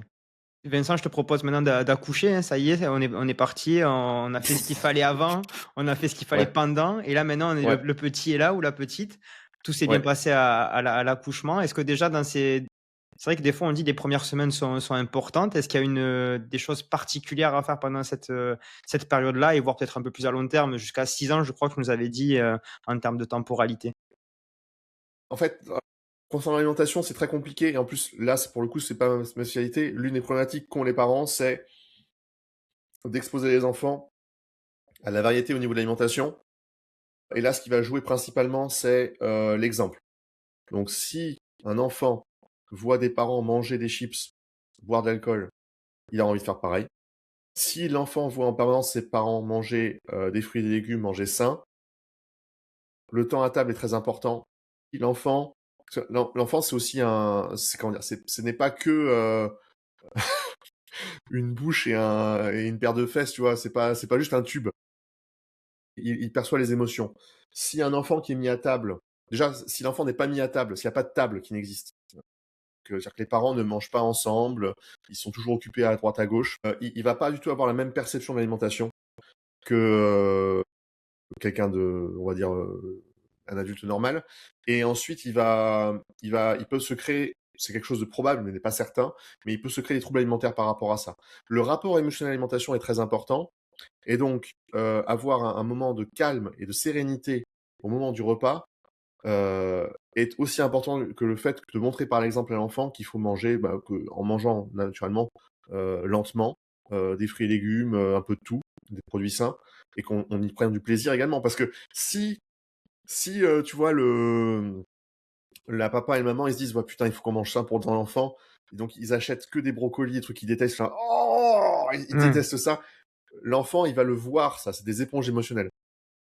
Et on a eu ce débat avec Blaise, est-ce qu'on force un petit peu, les enfants à goûter, tu vois? Et des fois, on sait que même à l'école, hein, il y a ce truc de: «Ah, les épinards, c'est pas bon». Ils font aussi comme les copains, ce qu'ils entendent. Est-ce que moi, je sais que j'ai été éduqué il faut finir ton plat, ton assiette, tu manges tout, sinon tu restes à table. J'ai eu des quarts d'heure, des 20 minutes, voire une demi-heure, à table. C'est quoi te enfin, qu'est-ce Bah, qu'on là, fait? Parce ça dépasse ma compétence. Je Voilà, OK. comprends certains aspects, mais là-dessus, Oui, bien non, sûr. mais Ouais, c'est je sûr. peux Non, mais pas, c'est je qu'il peux y a pas il y a quand répondre à même tout. cette mode en ce moment où on dit, voilà, il faut laisser l'enfant faire, il faut laisser l'enfant s'exprimer. C'est quelque chose de nouveau qu'on n'avait pas, nous, enfin, je sais pas comment faisaient Vincent et Pierre, alors, eux, de leur côté, mais je pense que notre génération, on avait quand même beaucoup moins ça, par rapport aux générations actuelles. Donc voilà, faites ce que vous voulez par rapport à ça, on va recentrer le sujet. Pierre? C'est la DME, c'est la diversification menée par l'enfant et c'est une des techniques, c'est à l'enfant d'explorer, que ce soit par le toucher, le goût et c'est à lui d'explorer et de s'y exposer. Je pense que la confrontation, c'est jamais la meilleure des choses à faire. La meilleure chose pour braquer l'enfant et pour que la prochaine fois que tu lui proposes, le même truc, qu'en fait, je pense qu'il faut présenter encore, encore, encore et même ce que disait Vincent, c'est que l'enfant voit que tu manges le truc qu'il veut pas manger et que toi, il y a pas de problème avec et tu lui dises que c'est bon. Et 1 fois, 2 fois, 3 fois, il va comprendre que bah, par contre, si tu lui proposes le truc dégueu, que toi tu manges autre chose à côté, que tu manges burger et pendant que lui il bouffe ses épinards, c'est sûr qu'il comprend pas, hein. Est-ce qu'il y a Bah oui. d'autres choses alors, donc là, ça, c'était le premier point. Alors ensuite, au niveau du développement de l'enfant, entre 0 et on va dire 6-10 ans, c'est une phase où l'enfant devient fort seulement parce que son système neuro se renforce, mais pas tellement parce que son système hormonal s'adapte, puisqu'il n'est pas encore il est pas hormonalement, il est encore, on va dire, juvénile. Et donc la conséquence de ça, c'est que au niveau des entraînements, au niveau des activités physiques, il doit chercher la variété, la qualité technique et la répétition plutôt que l'intensité maximale. C'est quelque chose qui est bien montré, ça, par les éducateurs, les papiers, et qui a été bien expérimenté sur le terrain par les éducateurs sportifs. C'est du Donc développement de pas aller moteur. chercher, ouais, voilà. Développement moteur, sans chercher Ouais. à vraiment, mettre de l'intensité dans la musculation. Même, des fois, je vois des vidéos, tu vois, d'Américains, là, ils font faire, des squats, ils chargent un peu, ouais. Ouais, ouais. Non, c'est pas bien? Ouais, après, en fait, faut voir. Quand tu vois le fils d'Eddie Hall qui fait un deadlift à 200 kilos à 11 ans, Ça va non. pas. Ça pour moi, c'est absurde. Après, c'est toute la limite, tu vois, entre les adaptations spécifiques, le changement hormonal, jusqu'où on peut pousser un enfant pour qu'il devienne athlète de haut niveau. Bon, en plus, il y a des vertus aussi à aller chercher la difficulté dans sa propre quête de construction, notamment par le sport et la compétition. Mais il faut juste faire quand même attention. Par rapport à la musculation, ce qui est, alors, pour revenir à ce sujet-là, ce qui est certain, c'est que la musculation ne crée aucun retard chez l'enfant, est bénéfique pour la densité minérale osseuse, est bénéfique pour son développement moteur. Alors pas que la muscu, mais disons n'importe quelle activité. Et donc, il faut pas avoir peur d'exposer les enfants à la difficulté, à la charge, mais il faut pas lui faire un cycle de force de power builder adulte, parce qu'il n'est pas hormonalement conçu pour ça. Parce qu'encore une fois, il se renforce sur l'aspect neuro. Donc, les gains de force qu'ils vont avoir vont être seulement neuro, et donc il faut prendre ça en compte. Ça va pas être structurel. Les gamins à 11 ans qui ont des abdos saillants aux États-Unis, on a un cas comme ça à Montauban, d'ailleurs, qui est très problématique, d'une très jeune altéro enfant qui fait des barres de niveau international. Et ça se voit qu'elle est chargée d'ailleurs parce qu'elle a la mâchoire qui est ultra carrée et elle a des dysmorphismes. C'est très très grave ça, cette Elle est histoire. chargée à son âge? Alors, moi, c'est ce que je pense, c'est ce que pensent beaucoup de gens. Il n'y a pas de preuve de ça, mais il y a un vrai problème. Et à chaque fois qu'il y a une compétition où il y a des contrôles, elle n'est pas là. Ouais, c'est terrible. Et tu dis le système hormonal et nerveux est en train de s'adapter, de se maturer. Donc en fait, c'est tout le système de communication du corps qui est pas encore mature à cet âge-là. Ouais, on est tout. Et les systèmes de filtration également, donc les reins, le foie, ils sont 100%, ils fonctionnent à 100% seulement à partir de 10-12 ans. Et là, j'en viens à un autre problème, c'est que l'exposition aux toxines, aux perturbateurs endocriniens à cet âge-là est dramatique parce qu'il met des années à en récupérer, là où un adulte met quelques semaines. Et justement, les écrans, excuse-moi, mais on en parle aussi. D'ailleurs, là, tu as une recommandation vis-à-vis de ça? On sait qu'en ce moment, c'est beaucoup critiqué aussi, à juste titre, j'imagine. Est-ce qu'il y a un âge pour toi où on peut tolérer un petit peu d'écran pour les enfants? Alors, juste à venir aux écrans, parce que j'ai des chiffres pour finir par rapport à l'aspect entraînement. On sait que, ouais, c'est ça, ouais. 80% des ados qui ont entre 11 et 17 ans dans le monde, donc 80% c'est beaucoup, hein, ne bougent pas assez, c'est-à-dire ne respectent pas les recommandations d'activité physique de l'OMS, à savoir bouger au minimum 60 minutes par jour. On pourrait se dire, ok, c'est dans le monde. Mais en France, pour les 6-10 ans, c'est 37% qui n'atteignent pas ces recommandations d'activité. Et pour les 11-17, c'est 75%. C'est À l'heure l'arrivée de la actuelle. play dans le salon, ça. Moi, je Non, l'avais parce que la Play, moi, à l'arrivée, l'époque, hein. c'est ça, à notre époque, c'est on vrai. l'avait, mais on bougeait plus, hein. Mm.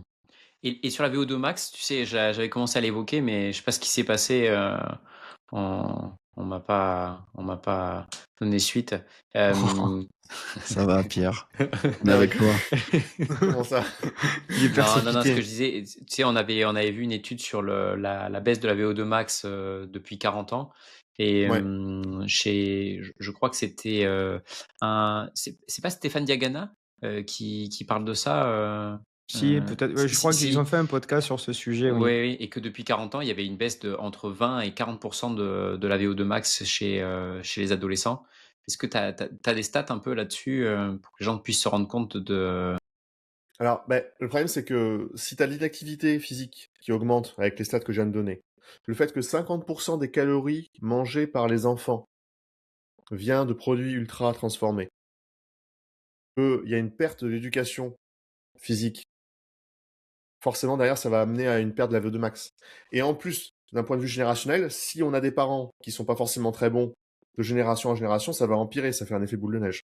Donc pour moi, c'est ça, l'explication est toute simple. Il y a plus de facteurs positifs pour une amélioration des conditions physiques des adolescents, en fait. Le Ouais. contexte se détériore. J'ai pas abordé le pire encore, hein, mais ouais. Aïe, aïe, aïe. Et juste, moi, je reste sur la VO2 max. Est-ce que on sait que voilà, on a génétiquement un plafond, on va dire. Est-ce que ce plafond, il est justement.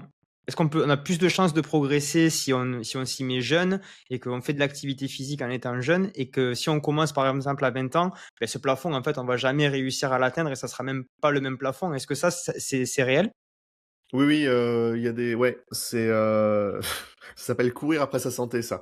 En fait, on sait que les enfants qui ont un excellent développement physique à partir de l'âge de 6-7 ans, ils ont des qualités physiques supérieures de 10-15% à l'âge adulte, et ça se retranscrit très bien dans le sport de haut niveau. On voit des différences majeures entre des enfants qui ont commencé très, très jeunes et des enfants qui ont commencé plus tard. Alors, pour le haut niveau, il y a une petite nuance à comprendre aussi, c'est que comme ils démarrent très jeunes leur carrière, ils la finissent plus tôt en général. Mais par contre, pour la santé, c'est clairement un gain net pour toute la vie. Et c'est peut-être là que je fais ma petite parenthèse. J'ai réécouté avec plaisir l'épisode de Marco Gabuti, qui interviewait Jean-Philippe Deneville, qui a fait sa thèse sur la biomécanique du disque. C'est vraiment un épisode passionnant si vous avez l'occasion d'écouter. Et il parlait notamment de comment se comportait le disque. Donc il est composé de 2 éléments, hein, un noyau, et puis après un anneau fibreux qui est autour, et donc c'est 2 structures complètement différentes qui vont répondre différemment aux contraintes. Un noyau qui répond plutôt aux contraintes de compression, et le contour plutôt fibreux qui répond plutôt à des contraintes de traction. Et on va avoir ce noyau qui va avoir des capacités métaboliques qui vont être différentes entre l'enfant et adolescent versus à l'âge adulte. Il va se modifier, et ce que sous-entendait Jean-Philippe de Neuville, c'est que, qui est kiné aussi, et c'est que les capacités métaboliques du disque étaient très très importantes pour s'adapter à l'âge d'adolescent, et qu'il allait perdre une partie de ses capacités d'adaptation qui étaient quand même supérieures, donc à partir de ses 14-15 ans, et que ça allait drastiquement s'arrêter ou se calmer à partir de 20 ans. Et donc on allait se retrouver avec quand même des enfants ou des adolescents qui allaient pouvoir se créer ce capital, dans ce cas-là discal, pendant ces années qui sont du coup très importantes. Donc on va voir aussi une différence entre des enfants qui sont exposés à des contraintes pendant leur adolescence en impaction, puisque on a vu un disque qui répondait à des contraintes d'impaction, c'est de la mécanotransduction, c'est-à-dire qu'une cellule va répondre à des contraintes mécaniques par des adaptations physiologiques, et vous allez avoir ces contraintes d'impaction qui vont jouer ce rôle spécifique pour certains types de cellules, et des contraintes en traction sur une autre partie du disque qui vont jouer ce rôle-là. On retrouve ça par exemple sur un tendon qui va s'adapter, on retrouve ça sur un muscle bien sûr, mais on peut se poser la question chez des athlètes par exemple qui font de la natation 20 heures par semaine, zéro contrainte en impaction et en charge. On n'a que plutôt des contraintes en tension, traction, mais ce ne sont pas des individus qui sont en charge. Et on aurait quand même une augmentation du risque de fracture de fatigue à l'âge adulte s'ils se mettent à des sports chargés. Mais qu'est-ce qu'on fait avec nos enfants? On les stimule, on leur laisse du jeu, on Il diversifie faut, l'activité? il faut diversifier, il faut explorer. Ouais. Maximiser les coordinations motrices. Parce que oui, alors pour retomber sur le sujet de l'intelligence, on peut avoir, on va dire, toutes nos statistiques qui définissent l'intelligence générale qui soit basse, mais on sait que ce qui est très beau d'ailleurs avec les enfants, c'est ça qui est bien, et c'est pour ça que l'éducation au sens large est importante. L'exposition à la nouveauté et l'apprentissage permet de refaire monter ces choses-là. Donc du coup, plus tu vas augmenter ta coordination motrice, plus tu vas augmenter ton intelligence motrice, ce qui va faire ensuite mécaniquement augmenter toutes les autres, potentiellement. C'est pour ça que si on veut un enfant qui réussisse dans la vie, il faut qu'il soit très sportif quand il est jeune. Au sens général du terme. Pas qu'il gagne, on s'en fout ça, mais qu'il soit un athlète, qu'il essaie d'être complet au niveau des coordinations.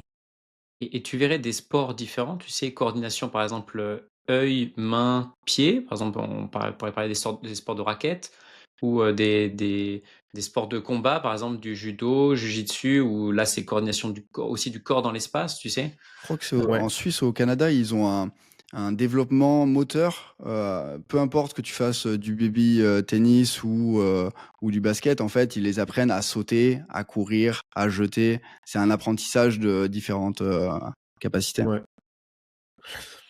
Pour moi, le cirque, tu vois, c'est super. La gym, les arts martiaux, savoir courir, savoir soulever des charges. En fait, il faut savoir un peu tout faire. Donc, et savoir tout faire, mais sans contrainte. Comment dirais-je? Forcer l'enfant. Typiquement, tu vois, là, c'est un sujet à mon avis. Alors, j'ai un avis très personnel, mais je considère que, par exemple, le CrossFit est pas mal, mais c'est pas non plus idéal parce que c'est trop quand même cloisonné au CrossFit.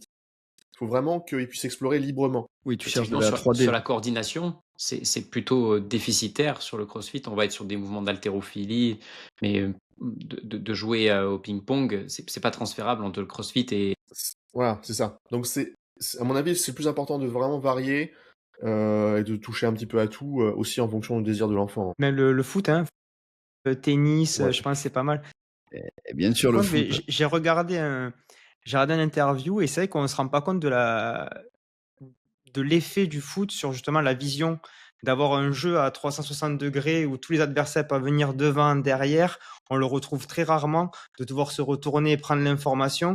Le placement que ça met dans le corps et les informations qu'on a au quotidien, c'est vrai que moi, quand je traverse la rue, ben, en fait, je vois plein d'infos que je pense les gens qui n'ont jamais fait du foot ou des sports avec une vision globale, en fait, je pense qu'on voit pas du tout la même chose au quotidien et je pense que c'est important d'intégrer ça, cette vision aussi de l'effort physique avec une vision globale et à 360 degrés et pas dans des sports où on est très focus sur quelque chose de devant nous. Je pense d'avoir ce recul et cette vision, c'est aussi quelque chose qu'on parle très peu et qui est bénéfique. Ouais. Ouais, Désolé. complètement. Ouais, je pense que Mmh.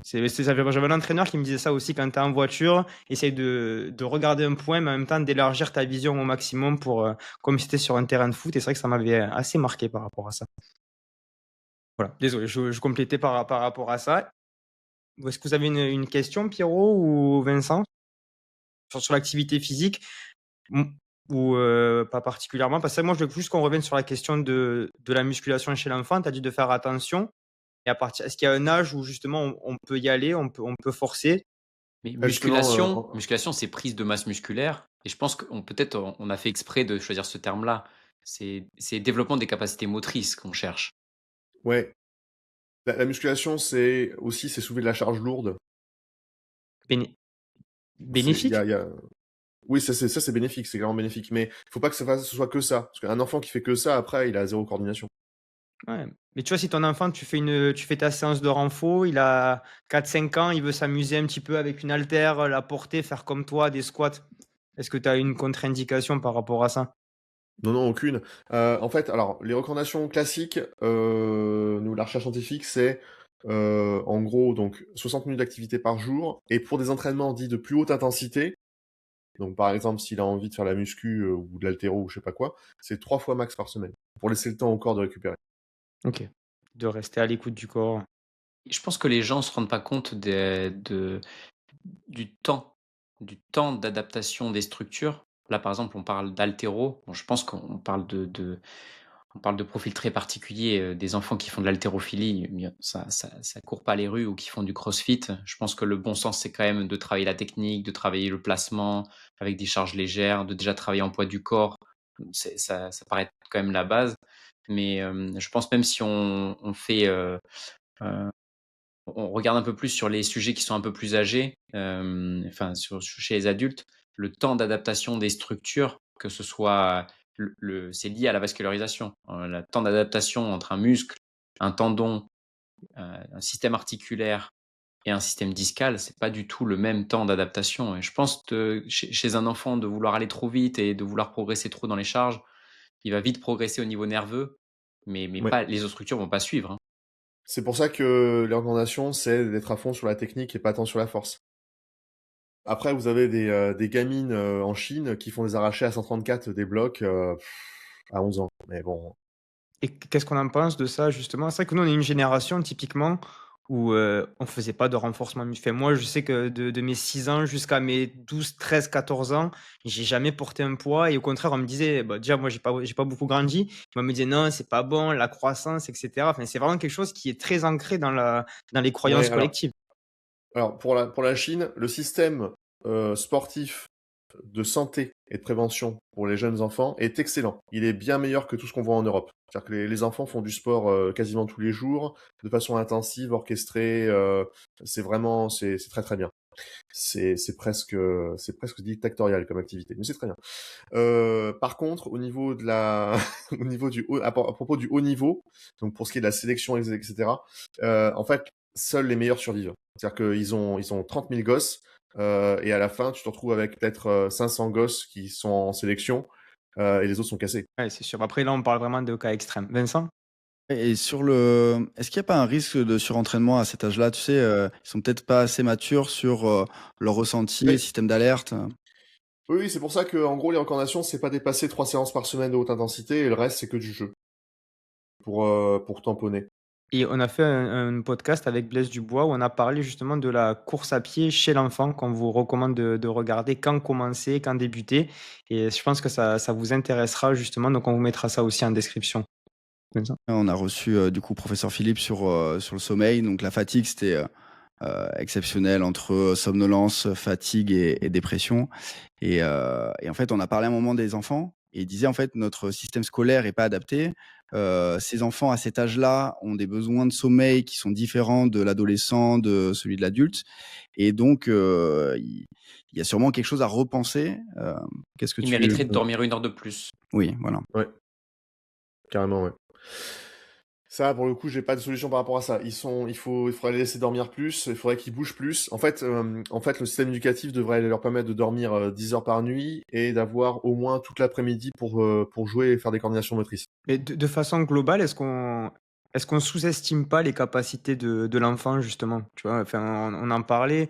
Je racontais toujours cet exemple où je vois encore des enfants en poussette, des enfants qu'on porte pour monter 50 escaliers, d'autres aussi au niveau développement intellectuel où à cet âge-là, on sait que c'est des éponges et en fait, on va plutôt des fois mettre des dessins animés complètement débiles. Et tu vois, est-ce qu'en fait, on n'est pas en train petit à petit de les fragiliser entre guillemets? Je me fais un peu l'avocat du diable là, désolé, mais c'est aussi le rôle du podcast.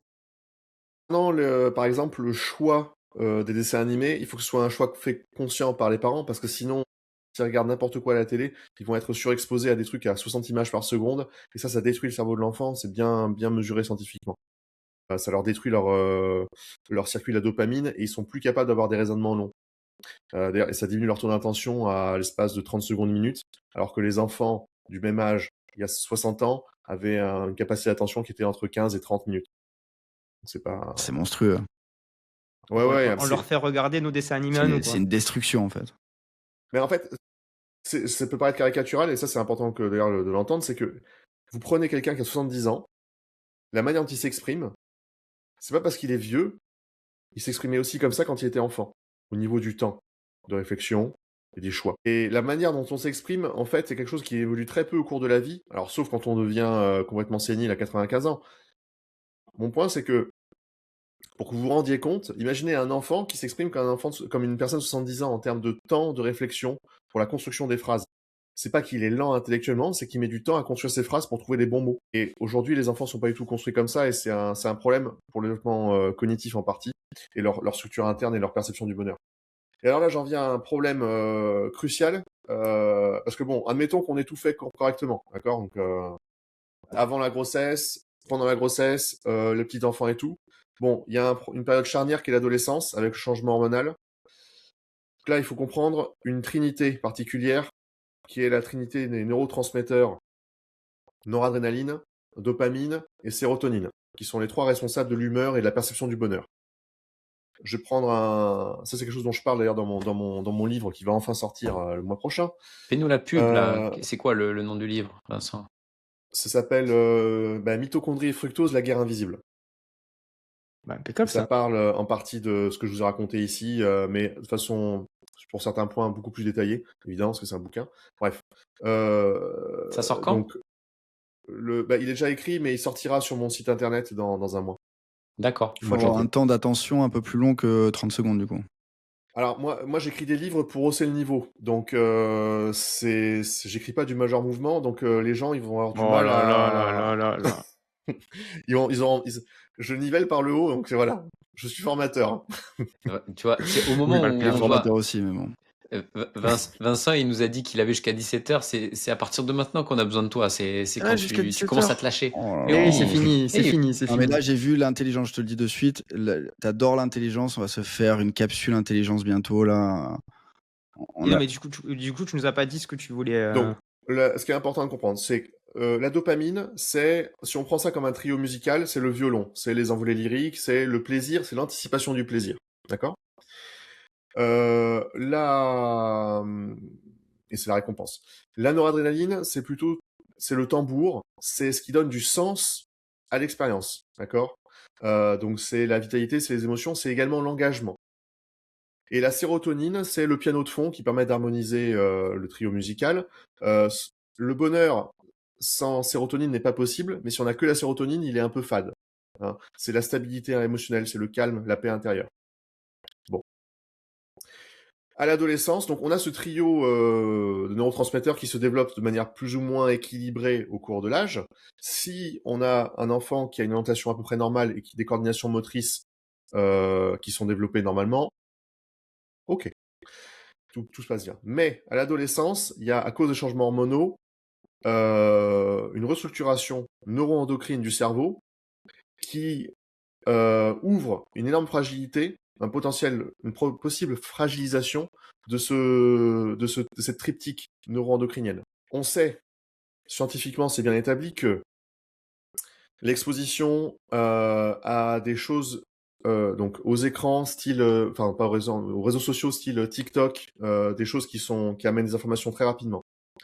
Le porno, l'alcool, les addictions, l'excès de sucre, la cigarette, en gros tout ce à quoi sont exposés les adolescents, ont tendance à moduler, reconfigurer cette triptyque principalement en direction de la circuiterie dopaminergique, ce qui transforme les adolescents en des boulimiques consommateurs de dopamine.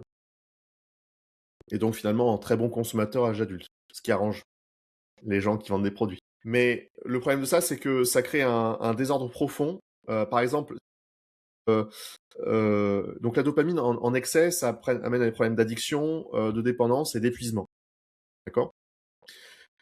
La noradrénaline, typiquement en excès, ça amène à de l'anxiété, à de l'irritabilité et à des burn-out. Si on prend des caricatures, quelqu'un qui est trop axé noradrénaline, c'est le casse-cou. C'est celui qui adore les sensations fortes. Celui qui est trop axé dopamine, c'est l'addict.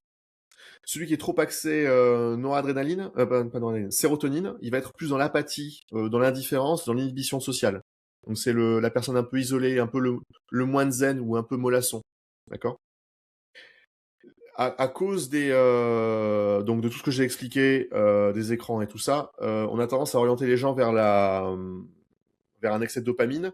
Et si vous voulez, c'est un peu comme une mer qui était stable et tout d'un coup, il y a des vagues de partout et donc le système, il se réorganise comme il peut. Et à la fin, à l'âge adulte, on se retrouve avec des gens qui sont principalement désaxés sur la dopamine, mais aussi des gens qui se retrouvent désaxés sur la noradrénaline ou la sérotonine, parce qu'à la base, il y a eu une impulsion dopaminergique trop forte. On peut se sevrer justement de cette dopamine? On peut essayer de lutter contre ça en est-ce qu'on peut avoir Oui. un effet nous justement? Est-ce qu'on peut de Alors, pas juste détox.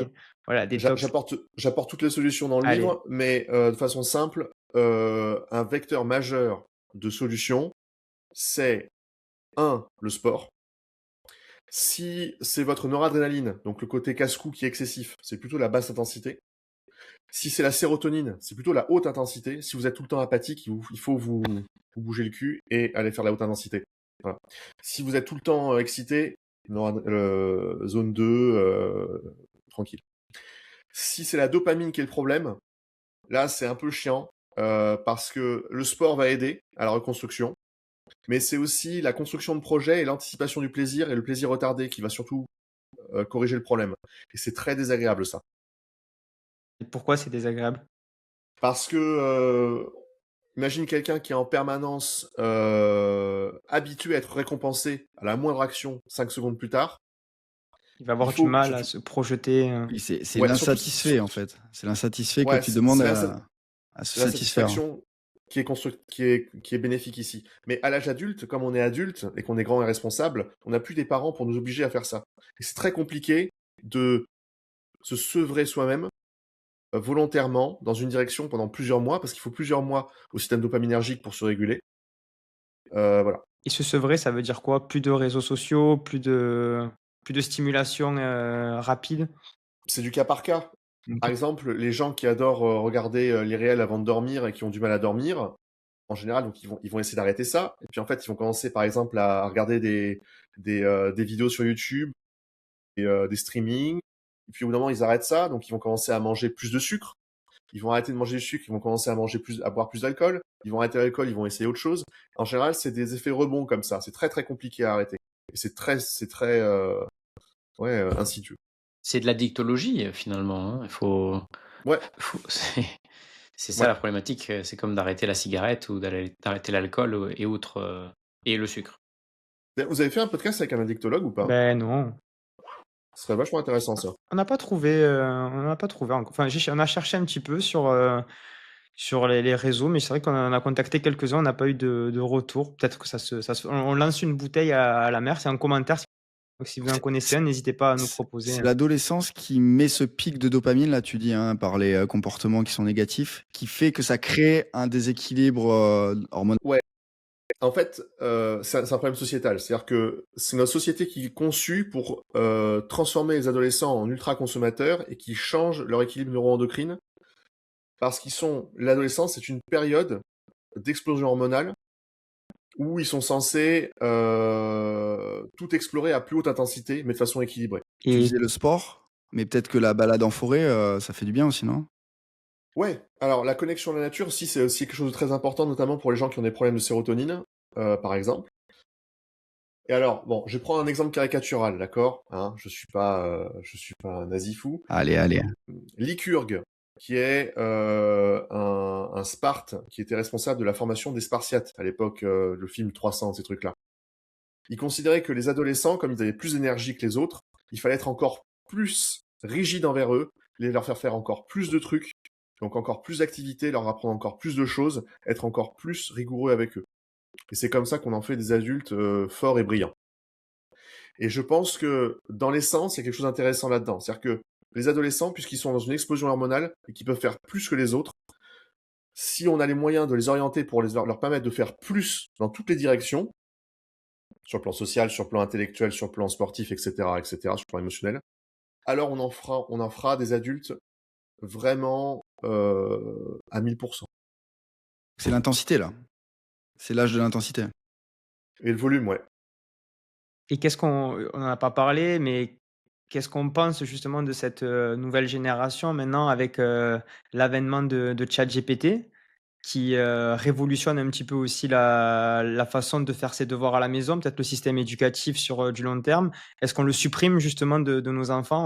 On interdit d'avoir cette application sur le téléphone ou ça va être dur de lutter justement, mais est-ce que tu vois Non, un appauvrissement justement aussi intellectuel des enfants à non. cause de C'est une ça? opportunité, gros. Ouais, enfin, en fait, ça change pas grand-chose. ChatGPT, ça ne faire qu'accentuer les différences. ChatGPT, pour que ce soit un outil qui soit fonctionnel, il faut s'adresser à lui correctement. Pour s'adresser correctement à lui, il faut être intelligent et utiliser les bons mots-clés, donc avoir du vocabulaire, avoir une maîtrise correcte du français. Ça ne faire qu'accentuer les différences entre ceux qui ont déjà un QI important et qui sont éduqués, instruits, et ceux qui ne le sont pas. ChatGPT ne fait que s'adapter à la personne sur le plan sémantique, c'est juste un algorithme. Donc, Ouais, euh, je me permets justement de poser cette question parce que je suis tombé sur un podcast d'un professeur qui disait qu'il se rend compte que 80% des dissertations des élèves qui sont faites à la maison, c'est que du chat GPT. Enfin, il dit les élèves ne font plus leurs devoirs à la maison. Et même en mathématiques, c'est pareil. Maintenant, il y a justement des intelligences artificielles qui sont spécialisées sur les maths. Et il dit on a un vrai problème, c'est que les enfants ne font plus rien à la maison. Et il dit, et c'est factuel, hein, il était là justement pour alerter sur le sujet et dire aux parents, il faut absolument que vous soyez derrière vos enfants et de ne pas utiliser ça et vraiment le supprimer parce que c'est un moi, drame, ouais, quoi.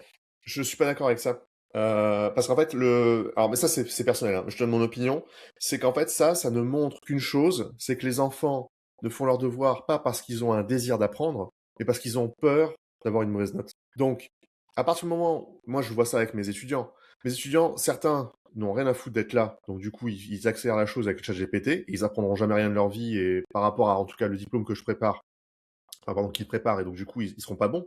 Mais ceux qui sont désireux d'apprendre, ils vont pas se couper d'un processus qui est enrichissant et qui leur procure du plaisir. Si tu as des enfants qui prennent du plaisir à faire des équations, à écrire des choses, ils ont aucune raison de laisser un ordinateur faire le boulot à leur place. Donc le problème de fond, c'est pas qu'on ait un nouvel outil pour que les étudiants ou les enfants l'utilisent, c'est que notre système d'éducation récompense de façon inadaptée les enfants. Ok, non, je l'entends bien sûr. 100% d'accord avec ton point de vue. Je ne l'aurais pas exprimé aussi bien que toi, mais je pense qu'effectivement, peut-être de noter les devoirs à la maison, ça n'a même plus aucun sens. L'idée, c'est de garder peut-être ce temps à l'école pour que les évaluations se fassent là et pour ça et que le travail à la maison soit pour, potentialiser. Mais ça remet peut-être aussi en question le fait de donner autant de devoirs à la maison aux enfants. Hem, s'il y a un nouveau système, ils sont malins aussi, hein, ils peuvent avoir une aide qui fait le truc à leur place. C'est intelligent sans être intelligent, mais c'est aussi il faut jouer avec son temps. Ouais, alors je considère qu'avoir des devoirs à la maison, c'est une bonne chose. Parce que, en fait, l'enfant doit être stimulé. Mais s'il est stimulé pour avoir peur de l'échec, c'est contre-productif. Et c'est notre système français depuis des années. D'ailleurs, c'est le système pas que français, hein, tous les systèmes éducatifs quasiment fonctionnent comme ça. Mais c'est parce que on ne veut pas Mais tu vois, on les, n'arrive plus à tu vois, tu prenais cet exemple-là de ceux qui étaient intéressés et ceux qui ne l'étaient pas. Ceux qui ne ouais, l'étaient pas avant, vu qu'il n'y avait pas ChatGPT, ben, ils étaient obligés quand même de faire leurs devoirs, tu vois? C'était comme ça. Donc on essayait quand même de les tirer, ils avaient en fait, ils étaient obligés de le faire. Alors que là, maintenant, ces gens-là, au contraire, ils ont une possibilité de ne absolument plus rien faire et de se couper de ce qu'avant on leur demandait un minimum à produire. Tu vois? Donc ouais, est-ce qu'encore, comme tu disais, en fait, l'écart va justement se creuser entre s'accentuer. ces 2-là? Ouais, c'est ça. OK. Mais en fait, là, on en vient à un point qui est triste, qui dépasse complètement le sujet du podcast, c'est que déjà, il y a des parents qui ne devraient pas faire d'enfants. Il faudrait un permis. Il faudrait un permis pour être parent, parce que sincèrement, il y a des enfants qui sont extrêmement malheureux parce que les parents ne savent pas s'occuper d'eux. Ouais, ça, c'est bon ça. Parce qu'on n'a pas parlé d'amour quand même, hein. Alors mais non, ça dépasse complètement le sujet du podcast. Bah ouais, mais Il y a bon, des, quand même. il y a des gens, tu sais, ils sont là, ils ont pas de capote et ils se disent putain, mais c'est pas un acteur plasma 4D qui sort, c'est un enfant. Qu'est-ce qu'on va faire avec? Donc, Et ils posent la question à chat, hein, et ils ont la réponse après. ah, donc il y a ce problème-là. Et ensuite, un enfant, ça demande beaucoup de temps, du temps qu'on prend pour de nous, de notre vie à nous, pour lui léguer à lui, pour sa construction. Et on est dans une société qui refuse, je pense, ce temps d'éducation aux enfants euh, pour des raisons purement personnelles. Tout le monde veut se développer, tout le monde veut faire ceci, cela, pour des raisons purement égocentriques. On veut être champion dans ceci, on veut développer son business, etc., etc. Les gens sont tellement isolés dans leurs objectifs qu'ils ont du mal à se mettre en couple. Et une fois qu'ils sont en couple et qu'ils ont des gosses, ils ont du mal encore à retirer encore du temps à eux pour l'investir dans l'enfant. Et donc les enfants se sentent abandonnés. Et donc ils font ce qu'ils peuvent. Et si ChatGPT c'est leur canne, et ben voilà. Mais peut-être qu'on finira par ces mots, en tout cas, Vincent. Je sais pas si Vincent a peut-être une dernière question. Il est coutumier du fait, donc est-ce Non, que mais tu j'ai veux adoré nous le permis de faire un gosse. Bah, je pense que tu as raison, hein. On a bien vu qu'il fallait se préparer à tout ça. Mais c'est vrai qu'on peut parler d'amour, on peut parler de stress aussi, hein. Je pense, tu vois, on l'a évoqué de temps en temps, mais le stress, je pense, c'est dévastateur sur la conception, sur le temps de la grossesse, pour nos enfants. Moi, je suis à Paris, et ben, j'ai soigné des enfants stressés, quoi. Ça, c'est dramatique. Ça m'a fait beaucoup de peine de voir des enfants désarmés par rapport à leurs propres émotions.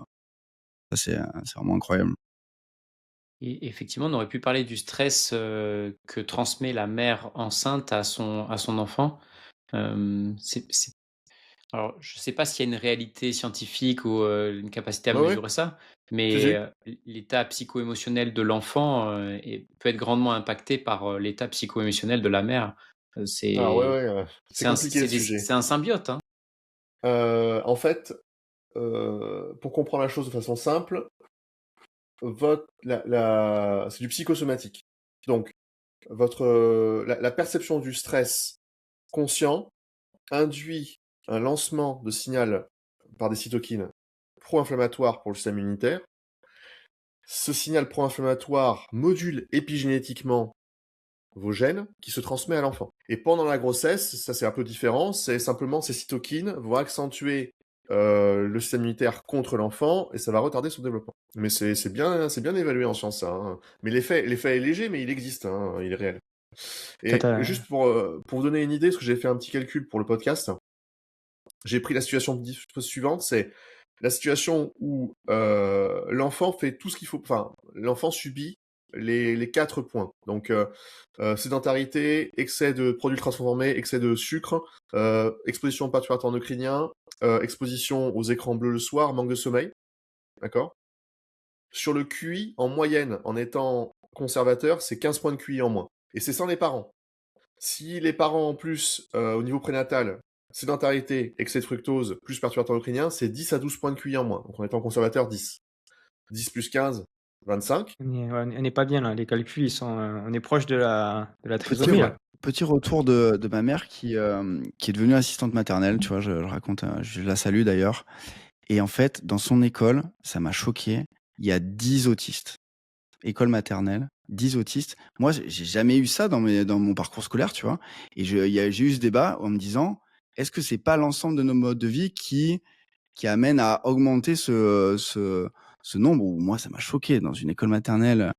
Enfin, tu vois, c'est peut-être border, je sais pas, Alors, mais l'autisme, il y a des composantes génétiques à ça, c'est compliqué. Mais par contre, encore une fois, la sédentarité, l'excès de fructose, les perturbateurs endocriniens, ça a un impact transformé, sur la prévalence.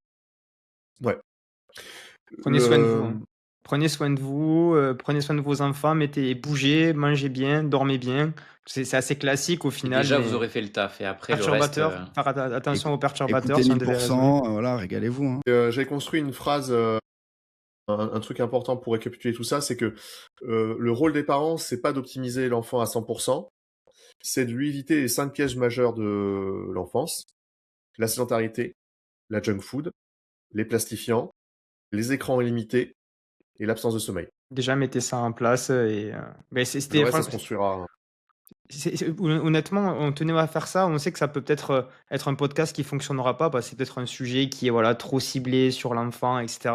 Mais c'est pas grave, on compte sur vous justement pour donner ces informations autour de vous, les partager et faire comprendre aux gens l'importance que ça a justement d'avoir un enfant qui bouge, qui est en bonne santé, car c'est un capital, on l'a bien compris, qu'on va derrière conserver toute sa vie et sur lequel on pourra s'appuyer. Donc, un grand merci Vincent. Et je crois que l'autre Vincent a une dernière question. Ouais, non, c'est juste, on salue ton travail aussi. Hein. Tu débarques avec des phrases toutes construites pour le podcast, des études à la clé. Je pense l'autre invité qui est arrivé avec autant d'études, c'était Docteur Mouton. Et donc voilà, merci pour tout le travail que tu produis. Mais de rien. Et merci à vous, parce que c'est un sujet qui est important. Il faudra qu'on se fasse peut-être un podcast sur la mitochondrie et le fructose. Alors pour ton prochain livre, n'hésite pas à nous partager les liens à l'occasion quand il sera disponible. On mettra tout en description, tes réseaux, ton application aussi pour se tester. On l'a vu. Et est-ce qu'il y avait pas un autre élément aussi? Et tes formations aussi, comme on mettra tout de toute façon en description. Un grand merci Vincent. Merci à la team 1000%, au complet aujourd'hui. On voit que c'est un gros invité quand la team elle est au complet, c'est que c'est bon signe. Merci pour tout. Et nous, et toujours pareil, on va pas être embêtant, mais voilà, les 5 étoiles, le like, le commentaire. Et si vous avez des questions, n'hésitez pas. Je sais que Vincent, il aime bien mettre un petit commentaire. Hein. Il aime bien venir mettre ses commentaires. Ouais. Donc si vous avez Par des contre, questions. si vous êtes taquin, je suis Tu vas taquin. t'auto-tacler, on verra, on va voir les commentaires que tu vas te mettre. Il va s'auto-défoncer en commentaire. Il va dire ah non là c'était pas bon. Non, mais en tout cas n'hésitez pas à poser vos questions à Vincent, c'est vrai que c'est quelqu'un en plus qui prend le temps de répondre aux commentaires et c'est avec on a de la chance de l'avoir, donc voilà, on le répète encore, un grand merci Vincent. Ciao ciao, au revoir à tout le monde. Allez, ciao. Salut. Ciao tout le monde.